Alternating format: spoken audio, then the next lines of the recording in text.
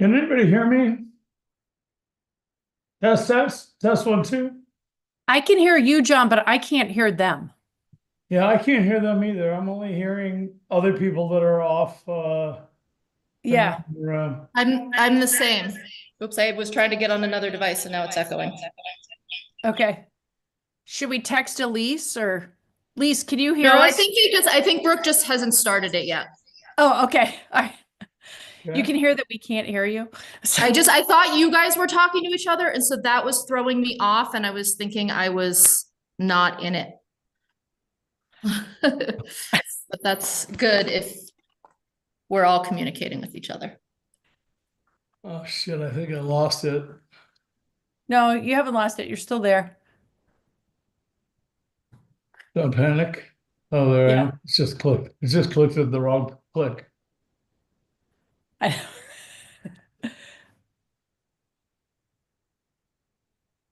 Are we still offline? Well, we are technically, we're online, I think. Yeah, it's being live streamed. Hmm. Yep. Okay. All right, Mary, you never know. Good to. But I wanted to go on with them too.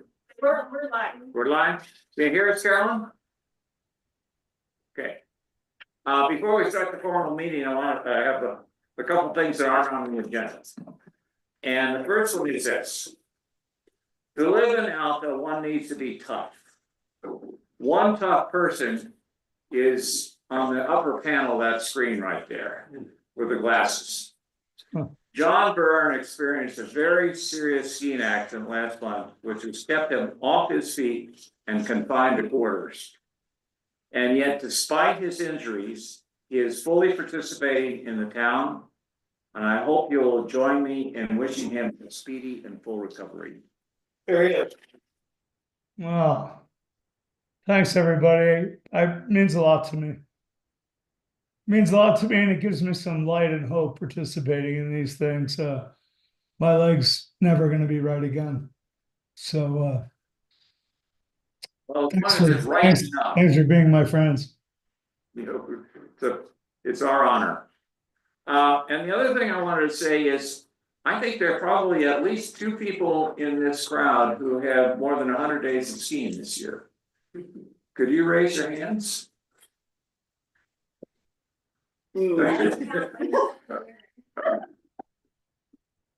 Mike, did you raise your hand? Okay. Did somebody else raise their hand over here in the second row? Oh, Carolyn.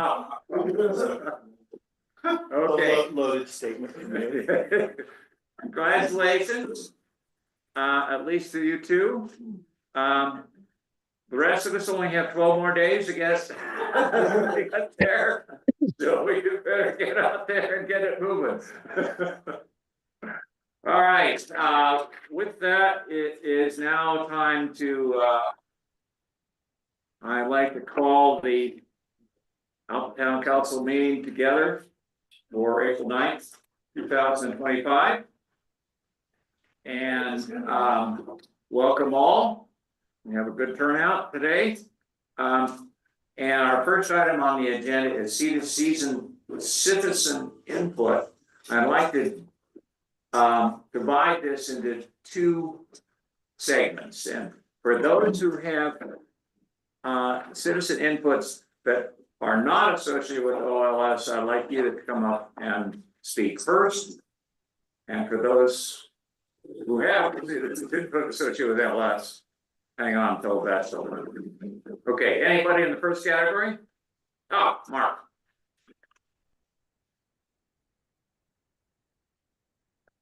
And state your name and please limit your remarks to 3 minutes.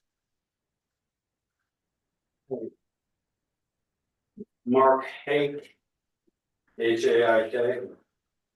I have essentially in September 24, December 24, February 25, submitted extensive written comments and exhibits regards the amount and location of municipal water in the town of Alta.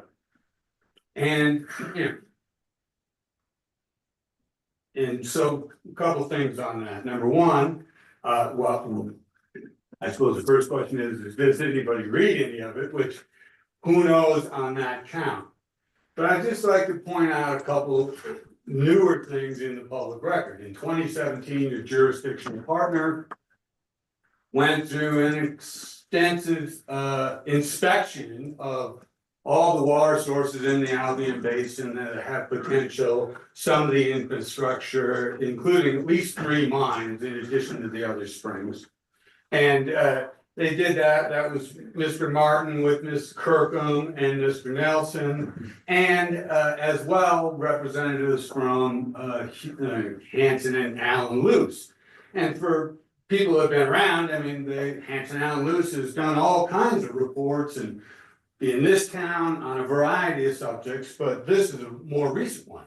So this inspection occurred in 17, and then they entered into the public record at the state engineer's office with a very positive report on all these locations and the amount of water up there. And so that came out in,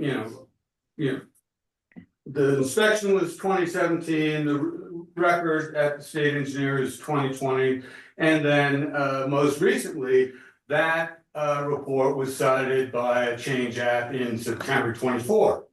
And so, regards the Salt Lake City inspection, why was there not representatives from the municipality there to conduct this inspection with their jurisdictional partners? And in fact, some of your predecessors, specifically Mr. Pollard and Mr. Sondak, both pledged more than one occasion to work with Salt Lake City Public Utilities and specifically former town employee Ms. Briefer, current head of public utilities, on specifically this change application.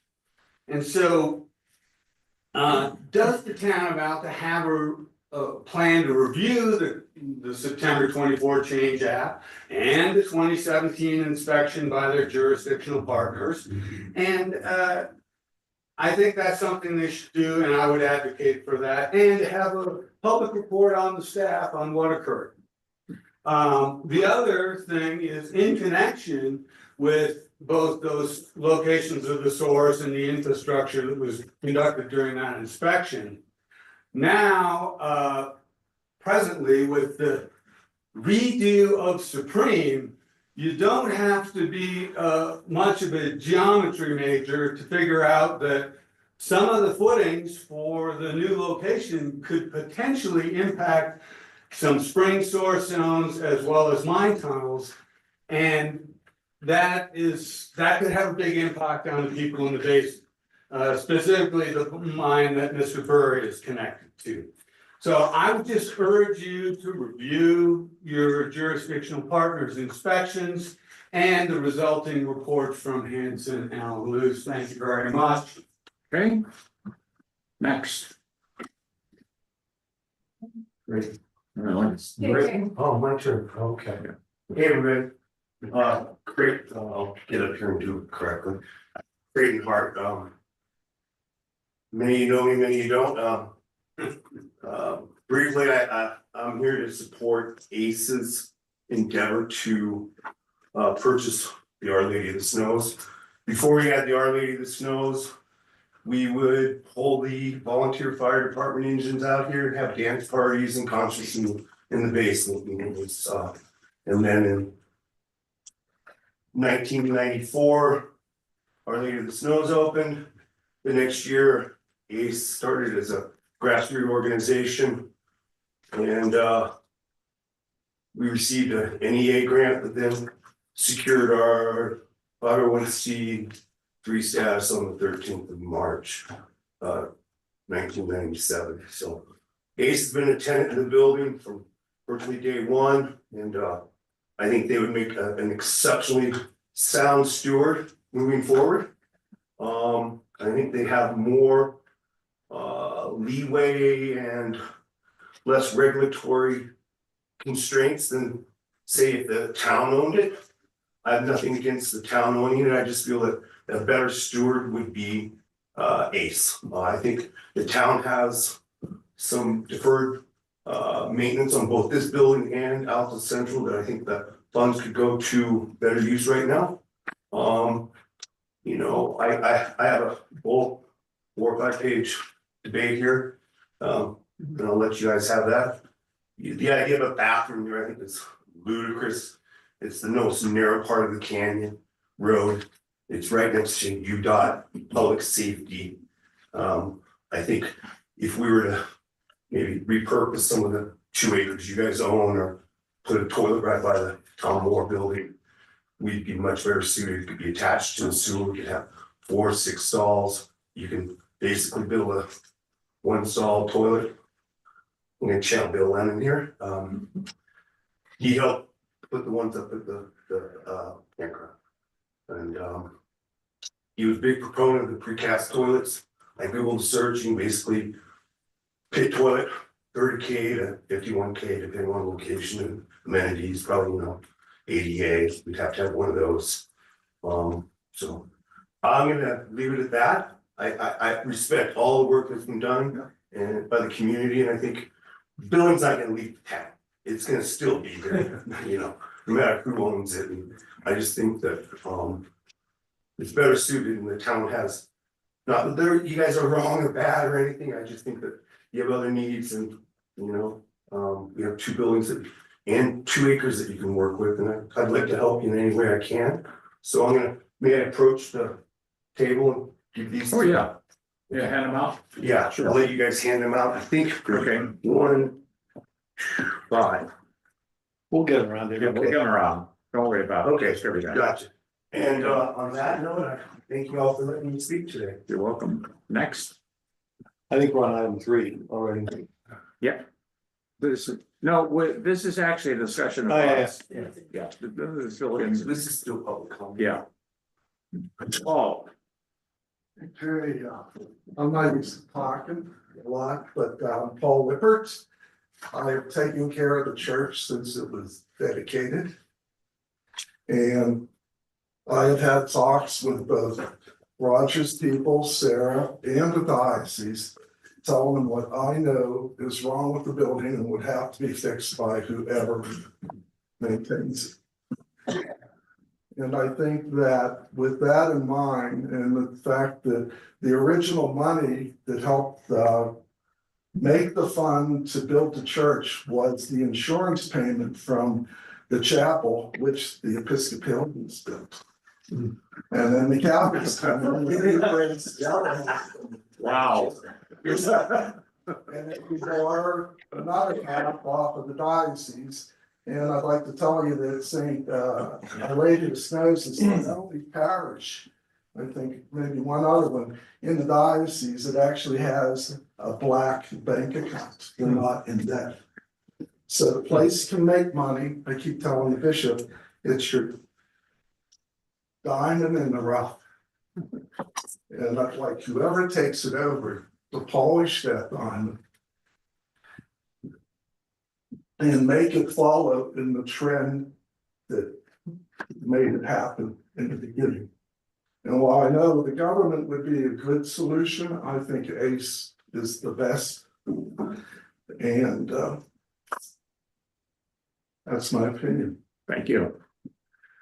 Okay, another speaker, I had a Sarah. email from Cliff Curry. I'll try to read this as fast as I can. Sarah, who did you say it was on? Cliff Curry, Sarah Gibbs, Alta Community Enrichment. You might remember me from the past 2 meetings. Yes. Honorable Mayor and Town Council members, Alta Community Enrichment Oh, Cliff. Yeah. needs your support in its effort to purchase the Our Lady of the Snows building from the Catholic Diocese of Salt Lake City. Everyone in Alta should be looking forward to the local ownership of our OLFs and Alta's Community Center. And also important the potential for public restroom at a major trailhead. A purchase by ACE will bring more overall benefit to the community than a purchase by the town. As you know, Alta resident John Byrne has offered to donate the purchase cost to ACE at no cost to the town. The town, for its part, has many priorities that call for attention, including public safety needs. The town does not have $1 million to waste nor the excess money to take on new operational responsibility. If the town has money, it does not need. If the town has money it does not need, the town should return it to the taxpayers in the form of property and sales tax cut rates. We should all see the purpose of OLS as a great opportunity for the community, not as a contest for control between the town and ACE. ACE has been a strong part of the community for over 28 years, has demonstrated its institutional integrity throughout that time, and has credibility as an organization comparable to that of the town. If there are doubts about ACE's future capabilities, this would be a great time for the town to talk them through with ACE. The town may review and recommend changes to ACE's governance structure. The mayor possibly could designate it as an ACE board member ex officio. ACE and the town could enter into a right of first refusal and other agreements about uses, maintenance, and improvement of the property, if those are mutually wanted. OLS has great importance and potential for the community of Alta. In perspective, however, OLS as a property is trivial compared to the many properties operated by nonprofits around the country. The town should conduct its meetings openly and in the light of day in the interest of citizens of a representative democracy. Under Utah Code 52-4, council meetings may be closed under limited circumstances. That does not mean they should be. It would be best for Alta residents, voters, and taxpayers to have been fully informed since February of what the town knows about the issue. We can all be excited about the benefits to the community from the generous donation offered to ACE. The town should not squander taxpayer money in order to take on additional operational responsibility and instead join hands with ACE and provide ACE with the town's support and encouragement to operate Our Lady of the Snows and Alta's community center. Sincerely, Cliff Curry. And then you guys all know my opinion.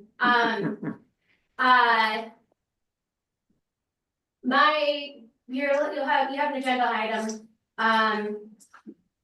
My statement or question is, when will we be organizing a public hearing to discuss this? So both of our constituents have more than 10 minutes to express their opinions. Thank you. Yes, welcome. Okay, next person who would like to address the council. I think your sheets are. You're good. Thank you. Okay, I believe I do not see any others. All right, thank you. Online? Excuse me, is there anyone online who would like to address the council on this topic or any other? There's no raised hands. No raised hands, okay. All right, in that case, we'll move on to item 3, which is discussion regarding the potential opportunity to purchase OLS. Yeah, you would. So obviously, this is a very important and high interest and emotional item for the entire community. So this is I think Sarah's comment, this is our first opportunity to sort of open this up. The town does not make decisions, in my experience and observations, rapidly, and we're still weighing out all the options. No decisions have actually been made, but I think we'd like to open it up for dialogue with folks. It's allocated for 15 minutes. That may or may not be enough time, but we'll take as much time as everybody has. And we'd like to see where the dialogue goes from here. Okay, now, some people, yeah, Go ahead, Sarah? It would have been wonderful if the town let the community and ACE know that this was gonna be an open dialogue. Cause this is a town meeting. Yeah. And that would have been wonderful because I have tons of people that would have attended. We can schedule that. Yeah, we definitely. Well, absolutely, we can schedule that. Yeah. You know, from the town standpoint, as we're trying to weigh options and there's discussion about closed door meetings and open meetings. There's only two options. You can either have a closed meeting or an open meeting. In order to have the kind of conversation to deal with real estate, it requires a closed meeting. If there was a third option, we would certainly be open to that. But in order to have that dialogue, that's what the town had to do.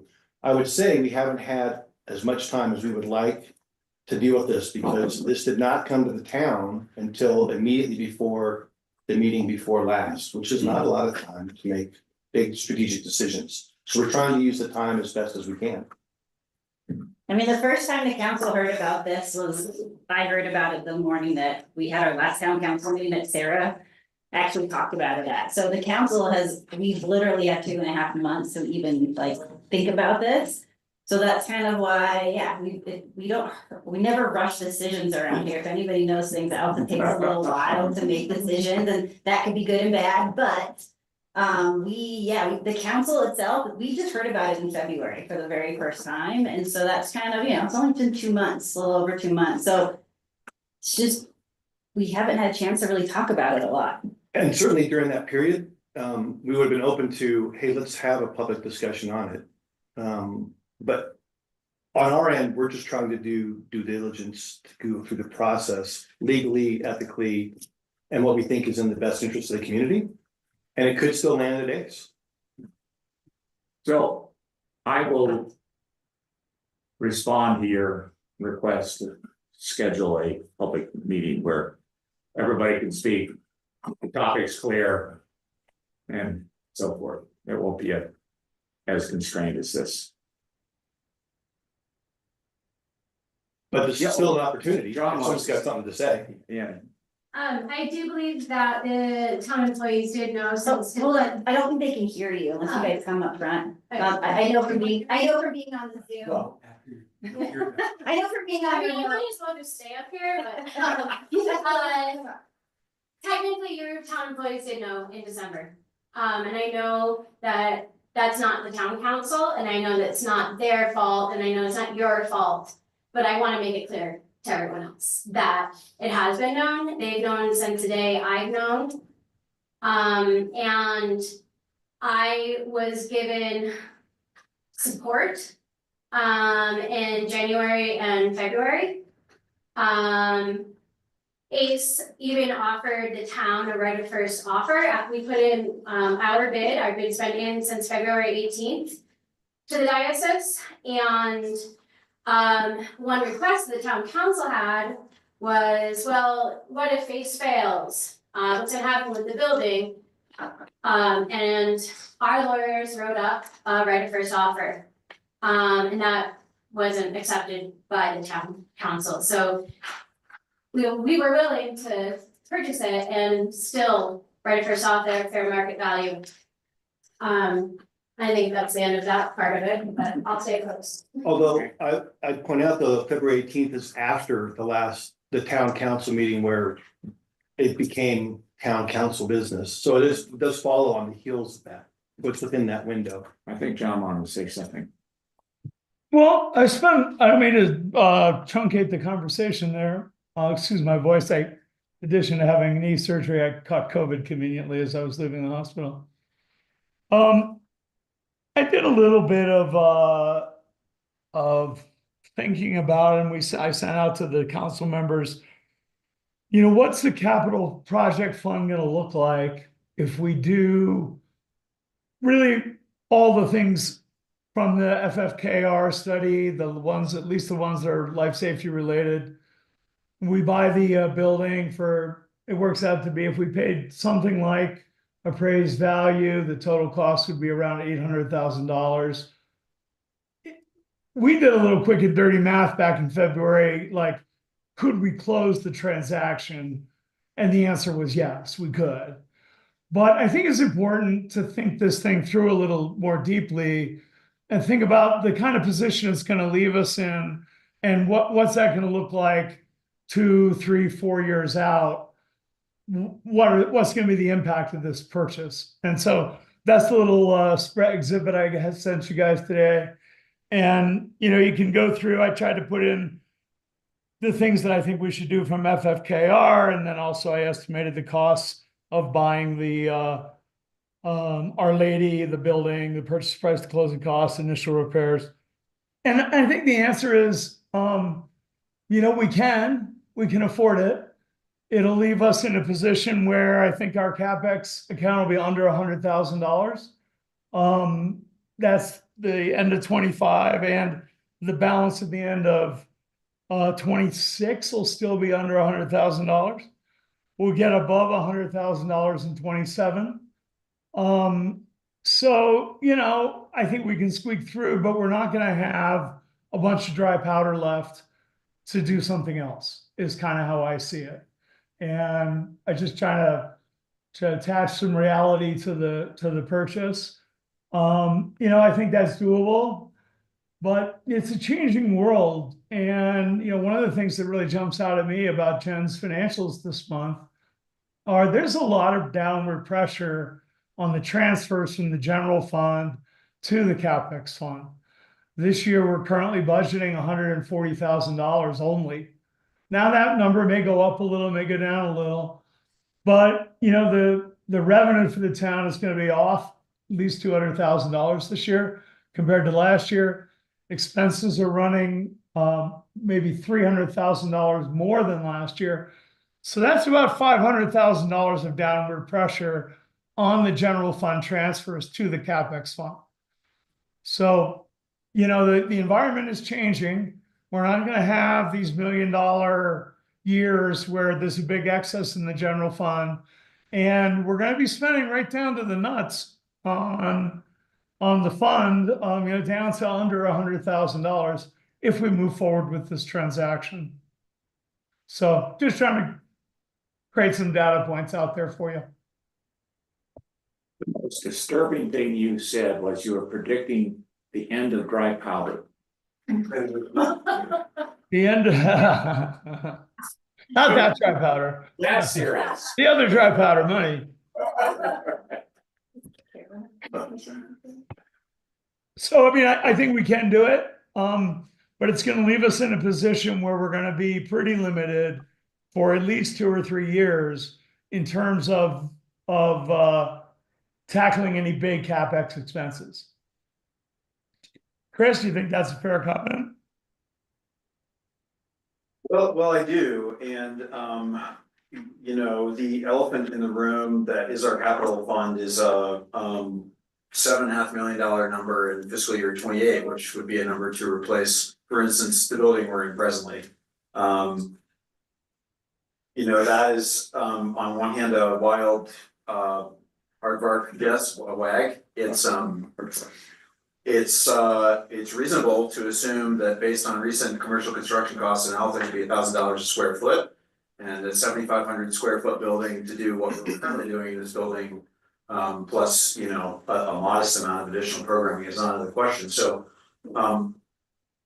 I guess I obviously,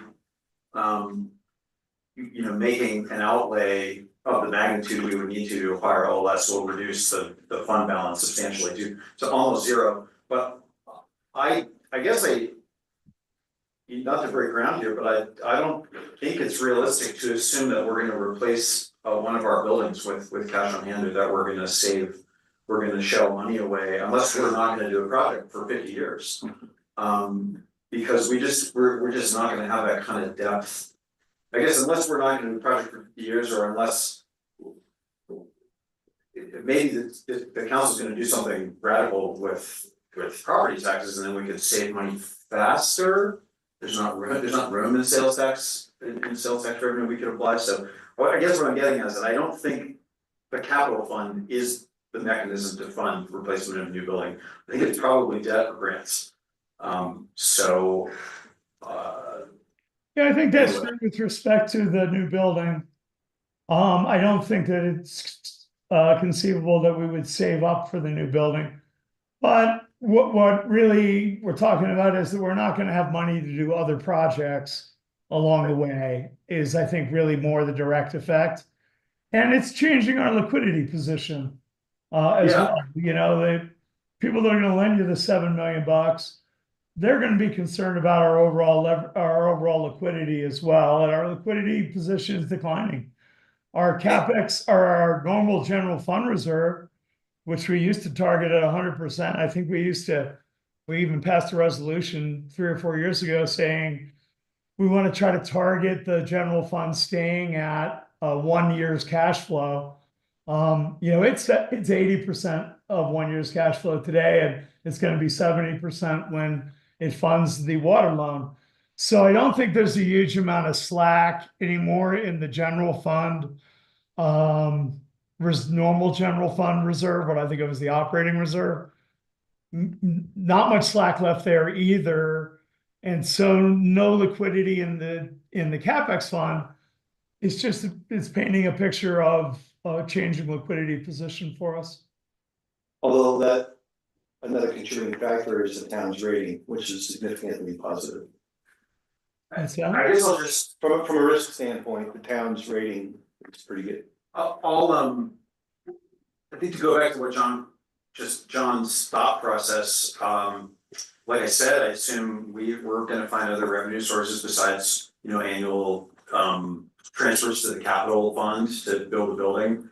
But we've been in this position of having a rosy outlook. We have been making significant transfers to the capital fund. Local economy seems pretty strong. A lot of people are coming skiing in Alta. But if something changes, if we spend down the capital fund, something changes, and we're just not gonna do a new building, then we're stuck with our existing buildings. And while I don't recommend spending significant amounts of money on Alta Central or this building, we may be in a position where it's our only option.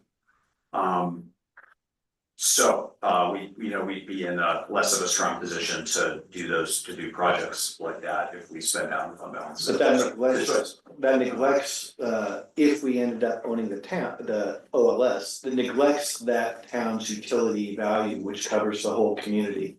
And I say that based on, without digging into everything, I thought you did a great job of providing to the entire community and the public a pros and cons list for people to review and consider. So that becomes part of that calculation, I think, if we're talking realistically. I also think in our. The money doesn't evaporate, it's going to something that has value to all the community, including ACE. I also think in our town council retreat in January, we talked about the need to use other sources of revenue to fund projects. This was before we even knew about the OLS option, which happened in February. I mean, we've been talking about strategic planning for a while. We talked about this in our retreat in January, and so I don't think it wasn't, we were already talking about other ways that we were gonna have to fund a replacement of a building or the upkeep of a building or a big project. So I don't think that that's something that's new to us. That was talked about in January. Yeah, I agree with that, and I'm not saying that there's a definitive answer in that memo I sent you guys today. Just some facts. And if you're comfortable living with essentially an empty CapEx account for a while, but maybe there aren't a lot of needs of a normal-ish kind of nature, and we're not going to fund the $7 million building out of this account anyway. So, we can skate through, and I think that's just all I was trying to figure out was if you try to, adjust for all the different aspects of the purchase, can we skate through? What's that going to look like? And I think it looks like fairly lean times in the CapEx fund for probably at least 2 or 3 years, but maybe that's okay. Yeah, whether OLS ends up with ACE or the town, I think one of the things I'd encourage everybody who's interested in this topic, because it's significantly important strategically to the town, because we are going to have to make some changes. There are going to be building requirements. To go back to that January retreat, which is public, and talk and listen to some of the things that were put out about how we go about solving these future requirements as pressure continues to increase on the town. Town treasurer did a great job laying some things out. For me, it was quite eye-opening, and I think as a town, both staff and council, that we need to continue to dig into that as expeditiously as possible, because the people are continuing to come up the game. Not to dig into that. I'd like to turn to the next item on the agenda, which is Mike Long's Report.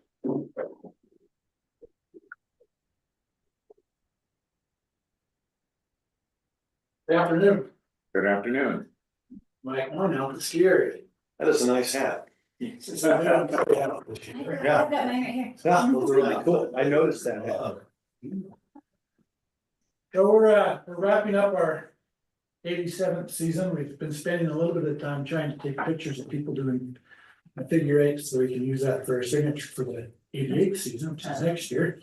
So there's been a few little delays going on with that, but we may have gotten some pictures. We'll see if they've got some or not. So we're 12 days out, really no significant storms on the horizon, so we're expecting kind of spring skiing, but we've had some great powder skiing the last month. You know, it's been a great end of the season. It's been great in that deal. It's been a solid season. We think we'll end up about maybe our third best season in history. In terms of skier visits and financially. Some trends we've seen this year is, you know, icon visitations down 10%. Visits from snowbird are down 15%. The day tickets are off at about 15%, and then we have season passes. We have more visitations than season passes than last year. Gone up a little bit. We've got, you know, I like to talk to people when I get on the chair with them and survey where they're from, and they've been to Alta before, and this year the trend has been more people first time to Alta than ever before. That have come and are trying it out and then heard about it and come, so we'll see where that goes. You know, we're looking a little bit, as everybody's looked at what's happening in our economy, there's a lot of uncertainty, a lot of concern about what's panning out for the future. We're seeing it reflected a little bit now into season pass sales that are icons out, epics out, a lot of skiers are out selling season passes, and everyone's off double digits in volume comparable to last year. So I think there's a lot of people waiting to see what happens with our economy, but we are planning, projecting for some certainty for next year.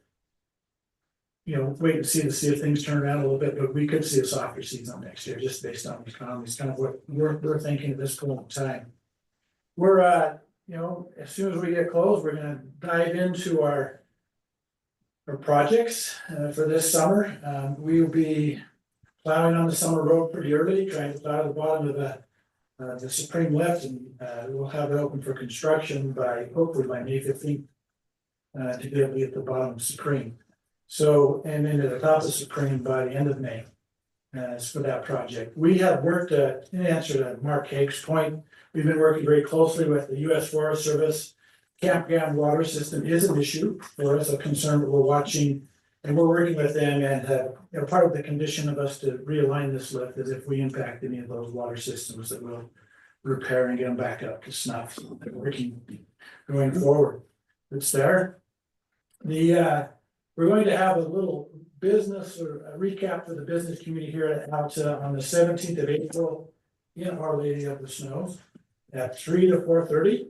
We'll invite community to come, and we'll kind of recap the year a little bit. We'll talk about what's going on this summer, because this will be a very busy summer. And it'll be a little bit about next season and give everyone an opportunity to give us some input if there's some things you think we should address or consider doing differently going into the future. Our you know, last day is coming. You know, I think between now and the last day, we'll see a couple thousand people a year at a day, and maybe 3,000 people on the weekends, except for the last day, which could be the busiest day of the year. We'll see how that pans out and how many people come, and we're trying to put everything into place that we've had in the last few years to try to manage that in an appropriate manner. What's going on there? It's also Easter Sunday, so this is the first time we've had Easter Sunday and the Frank together. So we'll see how that kind of works out. The day after will be our employee ski day. We'll have a part of the day. We'll have all of our employees get the opportunity to ski together, and we have a little lunch and say goodbye to them. You see some activity on the mountain that day. Just so you know, that's what's going on. We've learned a little bit. This is the 4th year that we've had our reservation system at Alta. Continues to be very popular among our skiers. Lots of public comments about it. Once in a while we get someone that struggles with it. But we have seen that people have kind of figured out where the holes in the system are, if you would. Some people have figured out they can buy certain products and use them almost like as this. A season pass for making reservations, and the number of no-shows has increased, so we're going to be tuning that up. A little bit into next year, some of our products are going to have a little bit more restriction on the reservation capabilities. And we're going to more aggressively start to address no-shows. We're working with the interstate to maybe install some cameras to capture every plate that leaves Altus, so we can make sure that, I don't wanna tell somebody they take away reservation because they didn't show up if they really did. And so we just gotta make sure that if we're gonna go there, we've gotta capture 100% of the people coming in and out of Altus and make sure that we take appropriate action. But we're open to any input that the town or others may have on the reservation system and any fine tuning from your perspective that could be done. Other than that, you have any questions for us? I rode with 2 first-time Alpha people today. There you go. It's almost every day. I can find somebody that's first time down. Yeah. Every day. That's kind of surprising. So I think, as you mentioned, demand is there and people are going to continue to come. And we'll continue to manage with reservations. When was the OLS event? What's the, I missed the date. The 17th. 17th of April. Okay, The invite will go out tomorrow morning. I missed a little pre-invite. Okay, but the reservation and parking restrictions have now been suspended except Yeah, for. there's no more reservations except for the last day. Okay. Reservations are. Are we still on for the north side parking for the town for reservations, or are we done? Done until. Everybody- Okay, so to make sure we get that. So interstate's done in the canyon except for the last day. Okay, so the cops have left. Unfortunately, like this. Yes. Mike, the one thing that I know that a summer project that's going on for this year that I think probably a lot of our residents might like impact them is the cross tow work. Yeah. Yeah. I don't know if we have a timeline. Were you here? Oh, I- last week? No, I Or was, last month? I was listening, right? I just want to see if anything's Yeah, changed. no, the cross tow project will start right away too. We'll be plowing that. So it's a joint project with the town and the ski area. We're replacing some high pressure ski snowmaking lines from the Wildcat base to the Albion base, putting in the town water system because we had this power outage this year, we do not have a power link from Albion to Wildcat right now. Our power goes all the way up and over and around here to the Wildcat base. Oh. And we have a loop system, and that's why we have a loop system, is for something like this could happen. But we're still dead between the two, we don't know why. And so we'll be exploring that, and part of, most likely, we would be putting a new power line in this trench also, just to restore that connection, going back from one side to the other, it's there. But it will start, we're gonna start at the Wildcat end and we'll work our way across in sections to the other end. There'll be a lot of pipe that will be fused together and laid out in the Wildcat lot initially. We'll pull it up, and then we'll pull it out on the snow. Well, we can pull it, lay it in place alongside where the trenching will go, and then as it thaws, and we can start to dig. It will be a 10-foot wide trench, 8 feet deep, sections as it comes across, because there's a lot going into it. It's there. So, but it will take us almost all of the summer to work our way across from one end to the other. So. It's exciting to see the ski area and the town working together, Mike, and I appreciate your willingness to work with us. And Chris, I was gonna have some news, but it looks like we're gonna save a couple $100,000 by doing it with you. So the cost I saw in there was $600,000. That's represents real savings for us, and we appreciate your cooperation. Yeah, we're all in this together, so it just helps for us all to work together. ditto what John said. Okay. Yeah, thank you. Thank you. Okay, I'd like to open the discussion and possible action to adopt resolution 2025-R-6 appointing Paul Moxley to the Alpha Planning Commission. To give a little introduction to that. Rob Boyd's term on the Planning Commission expired last month. Rob, Rob has been a stalwart in this community for many years. As far as we can unearth the records, he is he has been on the planning commission for 17 years. And yeah, wow, that's right. Somebody needs a rest after that, I would say. Now, Paul, on the other hand, has been a stalwart in the community too, and he is formerly on the town council for about a dozen years, starting in 2003, I believe, and going to roughly 2015 or so. I should note that our ordinance advises us, if possible, to have four expertises, if that's the word, represented on the planning commission. One in planning, which is the chairman, John Epstead, one in architecture, which is Dave, and one in environment, which is Jeff Nearby. Yeah.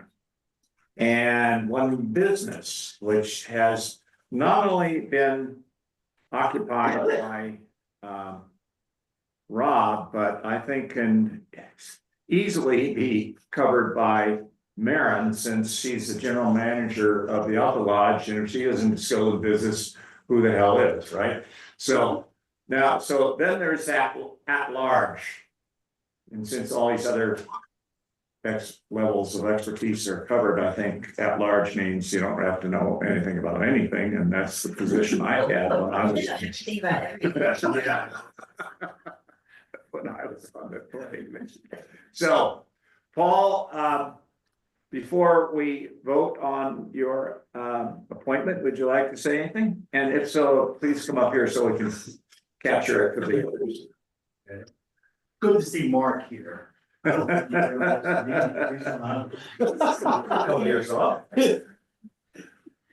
I was a member of the council, enjoyed it, and longtime resident at Blackjack, and appreciate the appointment. My experience professionally was I've been a lawyer for 53 years, and my specialty has been mostly SEC law practice. And then I morphed into, I did the first criminal insider trading case in Utah, won an unwinnable case, lucky. But anyway, and I had handled 3 significant cases in this community. I represented gold miners in the 1985 crash, and we represented gold miners on the excess coverage, and then the business law claims against the utility company. And then I represented Piney in a residency matter in state court, which was interesting because we're mostly looking at the cases like Vern Romney, because he resident of Deer Valley, and he was here for the Olympics, and then he wanted to be the governor of Massachusetts. And then we looked at other cases, and residency is a very legal, interesting concept. And then lastly, I represented the town on the Schranz litigation with, I guess the Salt Lake was represented by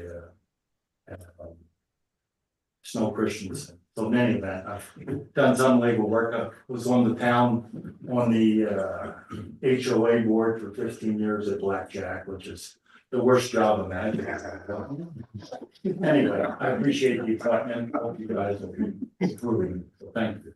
We have a connection that I didn't realize you represented, you were involved in the 1985 gold miners case, because my daughter was living in that building when that explosion happened. And I should point out that while we do not have a requirement in our ordinance for it to have a person on the town planning commission with legal expertise, but it probably won't hurt. I'm not sure how much legal expertise I have. I was a good trial lawyer. Okay. I served on town council with Paul. I was very bummed when he left, and I'm happy that we're reeling him back in. Well, good. All right.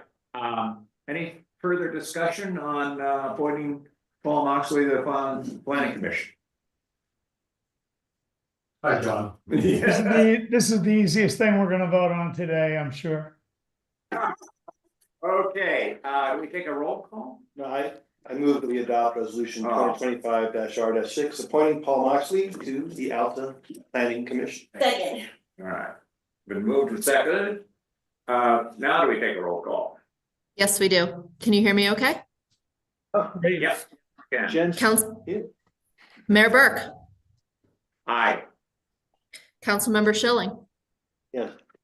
Yes. Loudly, yes. Councilmember Morgan, Yes. Councilmember Byrne, Yes, and Councilmember Ansel. Yes. Motion passes. Welcome to the planning commission. welcome back, Paul. All right. Next item is, questions regarding the department reports. The department reports were quite extensive, as you probably noticed. Yeah.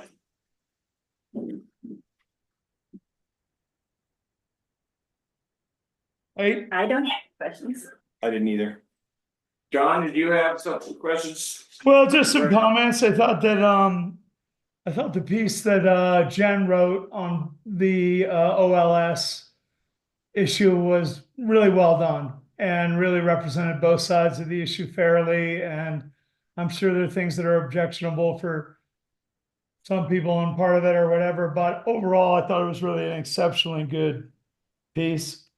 And then the Cross-Toe project seems to be really going well, and I think Chris is doing a great job organizing that, and I'm excited to see that go forward. All those numbers look good. And my only comment in the financials is it's a changing landscape. We're gonna have a couple $100,000 less revenue, $300,000 more in expenses this year. So I don't want to say the party's over, but I think it's the days of $1 million surpluses are behind us, and we just need to be aware of what's going on around us. And I thought the financials were all really complete and well done. Anyone want to top that? No, I always agree with John when he comes to a conclusion on the financials. Good. Even though I look at them, I'm not gonna find the things that you do. No. So in that case, I'd like to ask for approval of the March 12th town council meeting minutes and the April 2nd, 2025 special town council meeting minutes and the March staff and finance reports. So moved. Okay. Okay, moving second. All in favor? Aye. Yes. Okay, done. All right, that takes us to the mayor's report.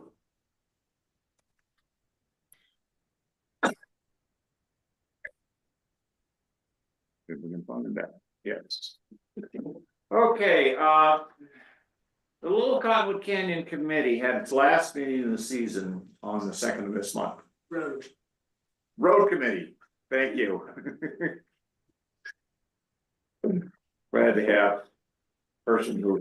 That's my 100-day skier. Yeah. In an era when governments are often criticized for things that don't work, this informal body is an example of things that do work. It's voluntary and attended by multiple agencies, the town, UTA, UDOT, of course, UFA, 3 police departments, 2 private enterprises, ski lifts and Snowbird, and probably some others that I've left out. So full horseshoe table. It works quietly and generally uncontentiously to keep the Little Cottonwood Canyon Road safe and functional.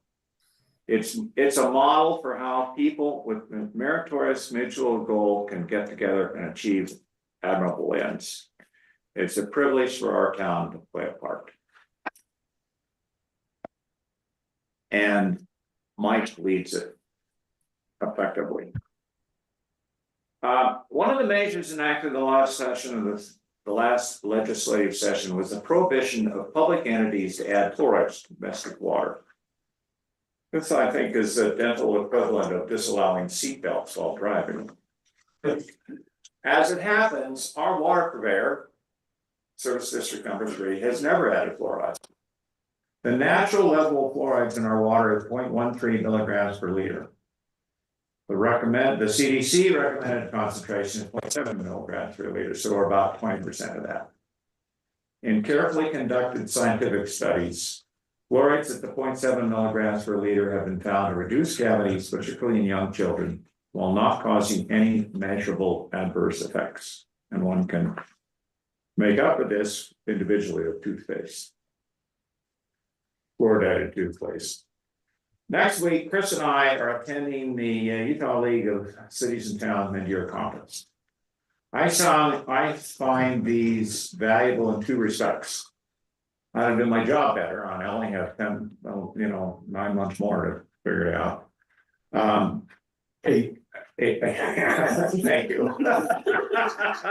8 months more to figure it out. And networking with others in similar positions. I particularly gained from the Resort Community Caucus, where government officials from across the state get together and share experiences. And now to what you've all been waiting for. Yes. The astronomy report.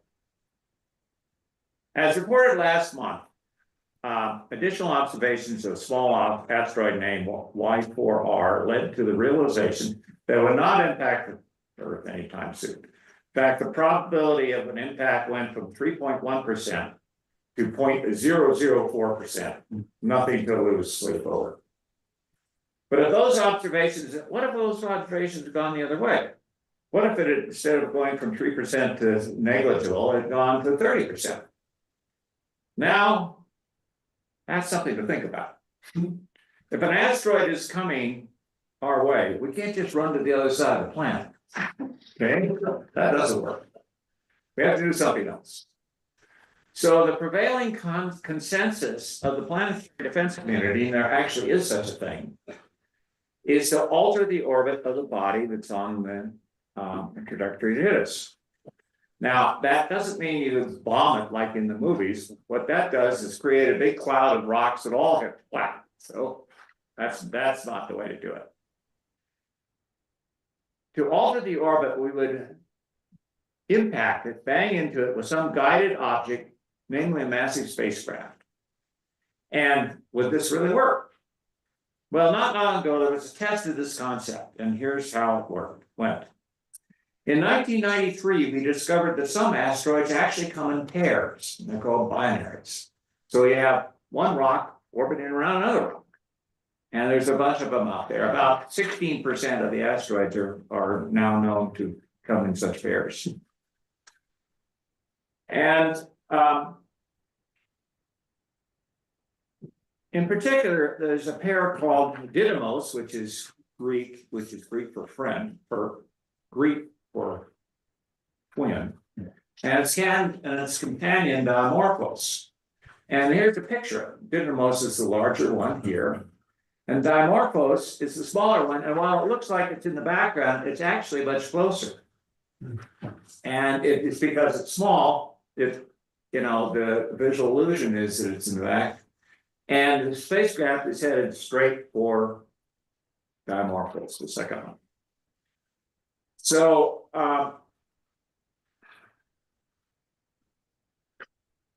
so the idea was to smash into this asteroid with a 700 kilogram spacecraft into the smaller of the two, and then measure how much that changed its period of orbit. It's like adjusting my cuckoo clock.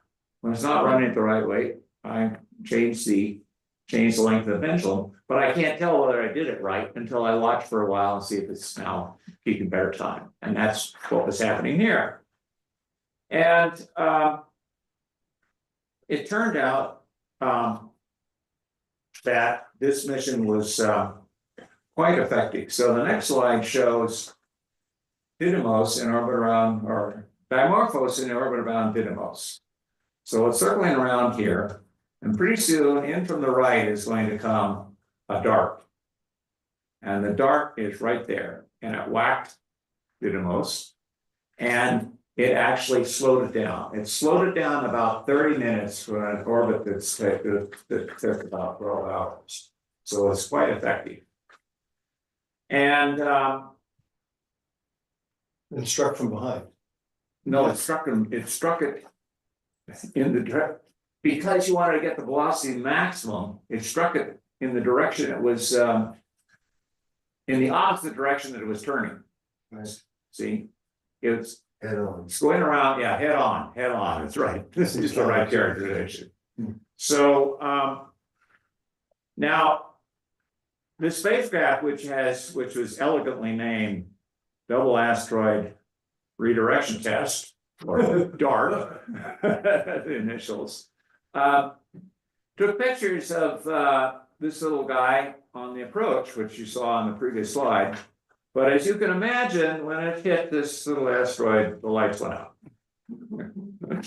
And so now what we've done, we, the people of the Earth, have another mission called Hera, which is in launch to check it out. And it will arrive at this pair in about a year. We used Gravity System Mars to get there last month. So, end of the astronomy report. The next town council meeting is scheduled for Wednesday, May 11th at 4 p.m. And with that, we'll move on to let's see, we were going to have a legislative update, but I think that we put that off, have we not? Oh, you're gonna give it, or is Shelley gonna give it? We tag team. All right, sorry, Shelley. 580 some odd bills. All right, okay, tag team away. I have a report, but don't read it because I will be bored by what I said. So this is for your another meeting. Okay, boring Shelley. Well, I'm not bored. All right. The legislature's not bored. Certainly not when they do things like taking fluoride out of the water, which is incomprehensible. Anyway, starting with the transient room tax. The legislature increased the transient room tax by 1%, the state transient room tax by 1%. And now it is 1.32% for the state. I understand you've been thinking about, maybe increasing the transient room tax. So anyway, that's what the state did. And would have an impact on your thinking. 0.25% of that state amount goes to the Expo Center in Sandy, at least for now. Special projects. It's not what you know, it's who you know. Anyway. The traction control bill passed, allowing for traction control measures during predicted as well as existing weather conditions.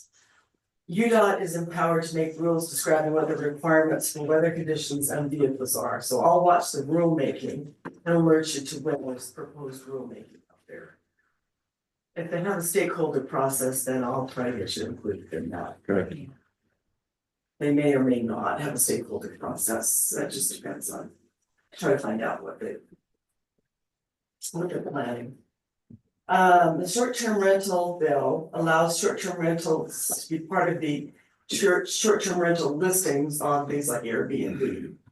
To be part of the evidence for that someone is illegally renting a short-term rental. But it can't be the only evidence you have to have other evidence. And perhaps Cameron could discuss what that is, what that other evidence might be. I don't know what it might be. Yeah, so we can't use the fact that someone is listing a short-term rental as the only evidence. And so there has to be something more, such as a review from somebody that says, hey, we stayed here at this time, it was a great time. We can use tax records, we can use anything like that, so. Got it. Okay. Anyway, it allows the town to require that the owner get a business license. And allows them to request a short-term rental site take a listing down if it's illegal. It doesn't require the short-term rental site to take it down, but probably they will. They'll probably cooperate. And it also allows the town to use a short-term rental site as listing as proof that the owner is subject to the transient room tax. On the land use front, there's a big bill every year. There's a so-called land use task force out there, and that's a group of people that get together to discuss land use issues. The Property Rights Coalition is part of that. That's a group of developers and property owners. And then the Utah Association of Counties and the Utah League of Cities and Towns are represented on that group. So I have a list here of everything, well, not everything the bill did, because the bill did a lot of things, but the things I thought were the most pertinent, and I'll just mention a couple of them. It requires private maintenance of public amenities. Requiring private maintenance of public amenities is forbidden unless it's like a sidewalk or a park strip, which you can require maintenance of. Or unless the private individual agrees to maintain those things in a separate agreement. It allows the town to require submission of a private landscaping plan, but there are no teeth to that. Because you can't withhold a building permit or certificate of occupancy just because one has not been submitted. It provides 3 days to determine if the application for plan review is complete. And allows for time periods to pause if it is not. It allows for the use of another government entity for a plan review. And then cash deposits have to be placed in an interest-bearing account. And interest returned when the cash deposit is returned. And then finally, and probably most significantly, it says no public hearing is required for a request for variance or a land use appeal. And so that should cut down on the number of acrimonious public hearings you have, hopefully. The Wildland Urban Interface Bill was acrimonious itself because it dealt with a lot of insurance requirements and which map and etc. But from the town's point of view, it requires the town to adopt the Wildland Urban Interface Building Code standards. Then if the state adopts a different standard, the town has 2 years to comply with the new standard, or the state may choose not to pay their part of firefighting costs. Ooh. It's a pretty big hammer. Yes. Very big hammer. Data privacy. The town has a number of requirements. They have to train their employees, initiate a data privacy program by the end of this year. And this is all very compressed. You've seen this coming. This just puts more teeth in it, makes it more serious. And then you have to notify people when the town collects personal data. I don't know how much personal data you collect. Probably not a lot. Not a but tremendous some. amount, but some, yeah. Yeah. Anyway, you have to notify people of the uses, the consequences for refusing to provide it, who will be shared with, who it will be sold to. And the record series it will be part of. That is so they can request it if they know what record series it's part of. In certain circumstances, you can put that information on your website as opposed to putting in a notice at the bottom of the form, which would make most forms pretty lengthy. Anyway, data breaches must be reported to individuals, or you can put a notice on your town homepage, but it has to be on the homepage, can't just be buried somewhere. And then there is a data privacy ombudsman who now is tasked with helping you, as well as helping the person who is requesting data about, that's out there about them. But there is a state privacy auditor who has a right to audit the town's privacy practices. Then for threatened individuals, there's a new process. They can go to the State Commissioner of Public Safety and get themselves declared a threatened individual. And then they can make modifications to their home without having to go through the plan appeal process, the plan approval process, excuse me. But there was an amendment put in that says that the commissioner has to confidentially consult with the building official of the town that's part of and seek to mitigate any impacts that may occur that may be visible from 500 feet away from the property. So, and, Do you understand what that means? Like if somebody wanted to build a wall around the property because they felt threatened and they get approval from this person, the commissioner. They would then talk to our building official and they would try to see if that fits with our. the community. Right, right. It hopefully doesn't mean that they can raise a wire around their property. Because that would be visible from 500 feet away. And the commissioner is tasked with trying to judge whether that's an appropriate response. And after talking with the building official, if that fits in the community or not. And then the individual has to go through and has to comply with construction and fire codes, so they don't have to go through the plan approval process, as I already mentioned. Because of HB 58, the town has until January 1st of 2026 to hire or contract with a qualified building official. I think we're in compliance So, already. oh, you are in compliance. Oh, good. Yeah. Well, that's easy. Yeah. Number one, Willem Dafoe. You can spend that energy, we're gonna spend on that, on the data privacy stuff. Good. Anyway, and then the dismissal of town managers, if someone is elected in this next election cycle, you can't make dismissing the town manager more difficult between the election day and the time the town council member takes. Feel better, Chris, you have a little Better. sneaky Get zone. out of the way. The recall of mayor's bill failed to pass too, so. Yes. Yeah. It's kind of along the same thing. You have to have a quorum present for truth and taxation hearings. That's new. Before, some towns, only one person would show up, if that. For these truth and taxation hearings, but now you have to have a quorum present. And then now, people can do community service in place of criminal fines, including for traffic. Offenses, and so. That includes snow shoveling. So. Hopefully not a lot of people will take that option because that could have an impact on your budget. Anyway, and then a lot of bills didn't pass. The new Beehive Development Agency you may have heard of did not pass. They would have had the authority to create projects of significant community impact projects, SCIPs. Initially without local consent, although an amendment did allow the locals to consent or veto those projects. It will be back, hopefully in that form, as opposed to the form that started it. As I mentioned, mayors can't be recalled. And HB 90 was significant. It would have, as it started, it would have allowed residential in any commercial zone. And it would have allowed lots of 6,000 feet or smaller. No, excuse me, of 6,000 feet or larger in any residential zone. The mayor spoke with Galen Benyon, our legislator, and she voted against the bill, was instrumental in killing it. So I think mayors, you had an impact there. So thank you for doing that. SB 103 would have prohibited the sale of fireworks where they cannot legally be used.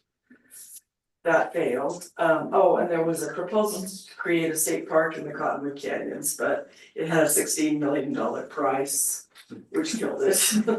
Not a lot of money laying around this year, for them as well as for you, it sounds like.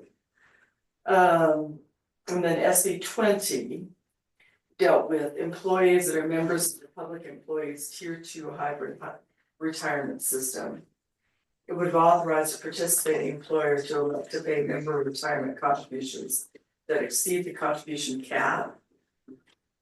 And it would have required a participating employer to make an additional non-elected contribution to the employee that is a member of that contribution plan, as long as the participating employer elected to pay the required member contribution as an employer picked up. But that failed to pass, so. You mentioned that, so I need to. Great, I appreciate your sorting these into those that are relevant and those that aren't, because there are a lot more in the second category. I mean, I don't know, the number of bills passed is huge. Oh, it was like 583, it was not a record, but almost a record. Okay. The record I think is 591. So anyway, and now I think I'll let Cameron take the rest of it away. Yeah, you wanna come up there, Sherman, please?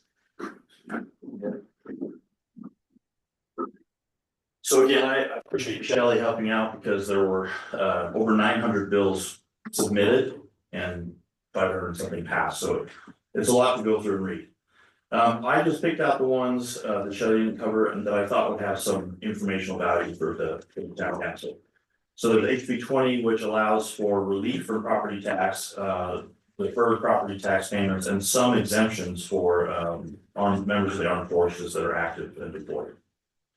They modified the fireworks code, so that'll come up later in tonight's meeting. The statute actually goes into effect on May 7th. Our notice resolution has to be given to the county by May 1st, so we got in under the wire, so we don't have to redraft the ordinance. They just changed the terms that they use to the type of fireworks that we can regulate. And so we'll have to update that for next year. HB 64 requires bonding for public officials and officers. Specifically, the council has to pass an ordinance that sets a bonding limit or an insurance limit for a policy for officers and elected officials. It's my understanding that when we dealt with this late last year or early last year, that we already have the criminal coverage that this statute requires. So we just need to bring an ordinance setting the amounts, and so I'll work with staff and we'll get that submitted. There were two changes to the Government Records Access Management Act. One is they changed what voter information was public and what was private or protected. There were some instances in the last several elections where public officials would gather voter information and then use that sometimes, at least in the way the legislature looked at it, inappropriately. So they've gone through and reclassified what's allowed to be released and what's private, and they specifically said government officials are under the same burden as the public in making requests to obtain that information. HB 77 was a flag prohibition. It's pretty interesting because I actually remember working with Sarah to have the ACE flag on our flagpole or building something at one point. So the legislature has restricted any flags except for the approved list. I can go through the list really quick if you're interested in that. But it would actually restrict us from flying ACE's flag, which strikes me as a little bit of an overreach for the legislature, for the effect to have that reach. So we can only have the United States flags, current or historical, the flag of the city, municipality, county, or political subdivision of the state, the flag that represents the armed forces, the National League of Families, POWMI flag, the flag representing Indian tribes, flag consistent with college or universities, a historic flag of the state or federal flag, an official public school flag, the United States Olympic Committee flag, Paralympic Committee flag, International Olympic Committee flag, or International Paralympic Committee flag. Or a flag of an organization authorized to use a public school facility. So anything outside of that list, we cannot display on town property, and then town employees cannot display it. But doesn't that last one give us some maneuver space? Because of the activity associated with the building? I seem to recall taking some action to recognize the flag as the town flag. Yeah. Oh, I believe we did. Yeah, the community flag, I think we Yeah. did. It's, But we have to look, right? it's this flag, right? Yeah. Yeah. As long as we did, so. Yeah. We should look, we should Sarah, I look. remember we licensed it for something, I don't remember. Yeah, but I'd have to go back and look at the same documents, but I think you guys approved it as the town flag. I think we did too. I remember. Yeah, so in that case, it would. But I was thinking about the ACE flag, if it's, read that very last one again, I don't know about down this, but. A flag of an organization authorized to use a public school facility at the Public location school during facility. the time. Okay, I thought it was public facility, I'm sorry. I So read that the same. I think a lot of the legislation this year was specifically targeted at social events. There's a lot of bills that targeted judiciary, a lot of bills targeted towards challenging laws, and this one I feel like was targeted towards expression, free speech in schools and things like that. Yeah. It was all about pride flags. Yes, it was all about pride flags. I was trying to black, but you're. Politics too long. Yes. So anyway, I would expect that bill to be challenged, just on a free speech standard, but I'm not aware of one yet. We covered the fluoride, they amended the provisions that allow billboards to be relocated. I don't think that's an issue here in the town. The limits are that they can be relocated from the current property or to the adjoining property only. If it's on the freeway, they have a lot more ability to change those. HB 274 requires setting water rates that the rate set take into consideration conservation efforts. So in other words, if we have a tiered system for usage, the higher usages would have a higher rate to discourage overuse and encourage conservation. There was a bill that provided how to determine the winning person in an election if there is a tie, a three-way or a two-way tie. But the governor vetoed that, and they haven't called a special session to address the vetoes. There were a number of vetoes, so that may or may not come back. HB 422 regulates or prohibits the ability of a municipality to regulate an open house for like selling the house or marketing the house. And then they added conflict of interest disclosure for municipal candidates for election. That's HB 504. It's the same requirements that they added last year that were effective this January that we just started. It's that same thing. And that's it. That's it. Thanks, Cameron. Did you want to say something? Yes, I do. Staffer? I wanted to, or I can go. I also wanted to call out the change that happened in SB 195. Because I think it's important for the town of Delta. And what happened is we were able to get specific language inserted in that bill that requires that UDOT execute their proposed gondola implementation, which they've advertised as happening in 3 phases, phase 1, phase 2, and phase 3, which implies that those phases are actually sequential. But as Carlos called out at the interim hearing, there was no legal trigger that defined moving from phase 1 to phase 2 and phase 3. And in fact, shortly before the interim hearing where he testified, he noted specifically that that there was no legal trigger. And in fact, they bought something to the tune of about $5 million, which was specifically only for phase 3. So why is this important? Well, the reason it's important is because this will require UDOT to actually execute the phases in sequence.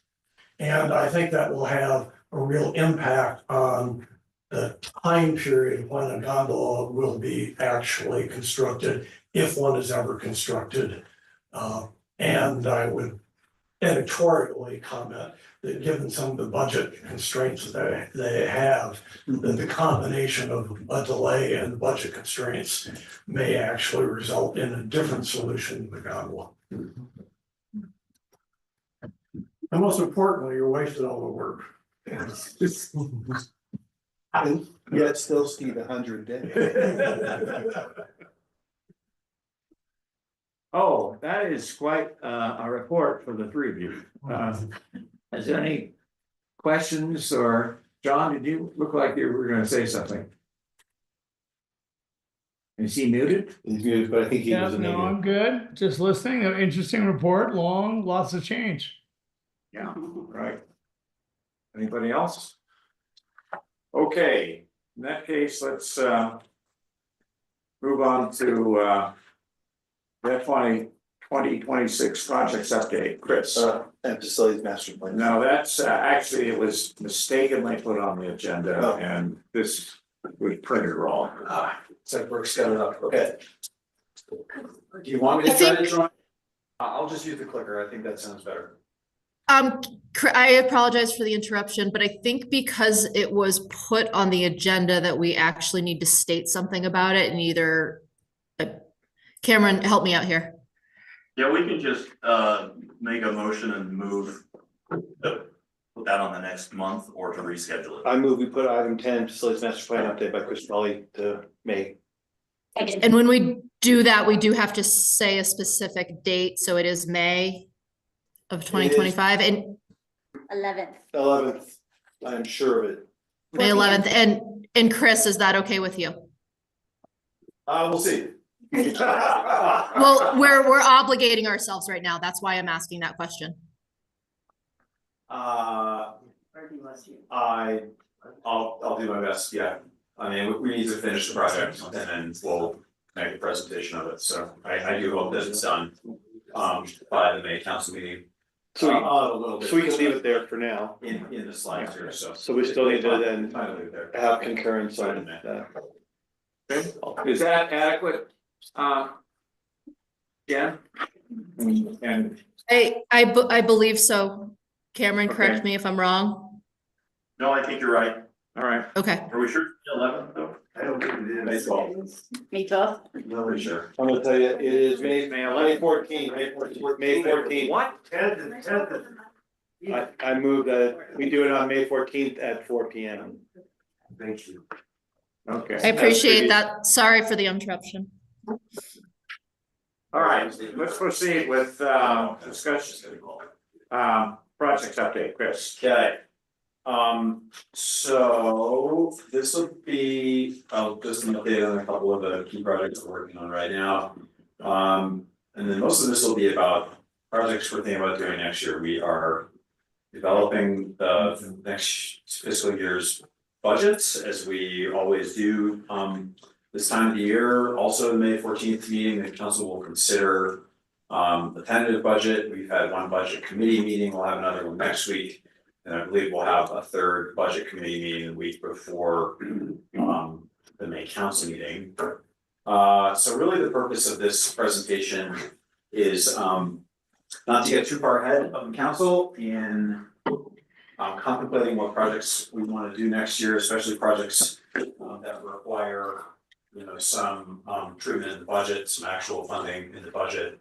So I have some discussion of what those projects are in the slides to follow. So again, just as far as the current projects go, the Crossroad Waterline, we've talked a bunch about this recently.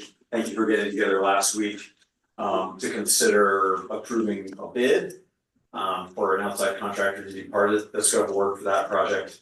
We did approve a bid to essentially procure all the materials, supervise some perform certain technical aspects of the entire scope of work on the entire alignment, and install a short part of the alignment up in the Albion parking lot, where the ski area won't be trenching for their own needs. That bid was $365,000. Together with a cost estimate we worked up with the ski area's offer to do, the vast majority of the labor in the corridor. The total cost for 365 and the estimate of the ski area project actually something like $620,000. I thought 650 was a nice round number that would provide a little bit of a contingency. So that is, again, $250,000 plus below the high end cost estimate we had for this year. So we're still working on figuring out some sort of arrangement to protect the ski area in the town as they do part of that project for us. So we talked about funding a lot. We amended the budget last month to show $400,000 of expense in the current fiscal year. That is gonna put the water fund balance just about zero by the end of the fiscal year. We've not formally decided that the way we'll cover the rest of the cost is to make a loan from the general fund to the water fund. Fortunately, it looks like that loan would have to be smaller at this point. So, that $300,000 number is probably a little high, but we'll have to make that decision here in the future. So we're moving through the timeline items. This is a lot more red ink than last month. We did we awarded the contract. Wish I could tell you we were under contract. We're not quite there. I am counting the minutes until we're under contract and here the materials are ordered because we need to initiate that project. Who's the contractor again? Newman. Water and sewer master plan, not done, still waiting on a draft plan. We do have we have their first take at a list of recommended capital improvements. We sort of dug into a couple of emissions from the 2014 capital improvement plan. I understand they're gonna come back with maybe one more recommended capital improvement in the short term.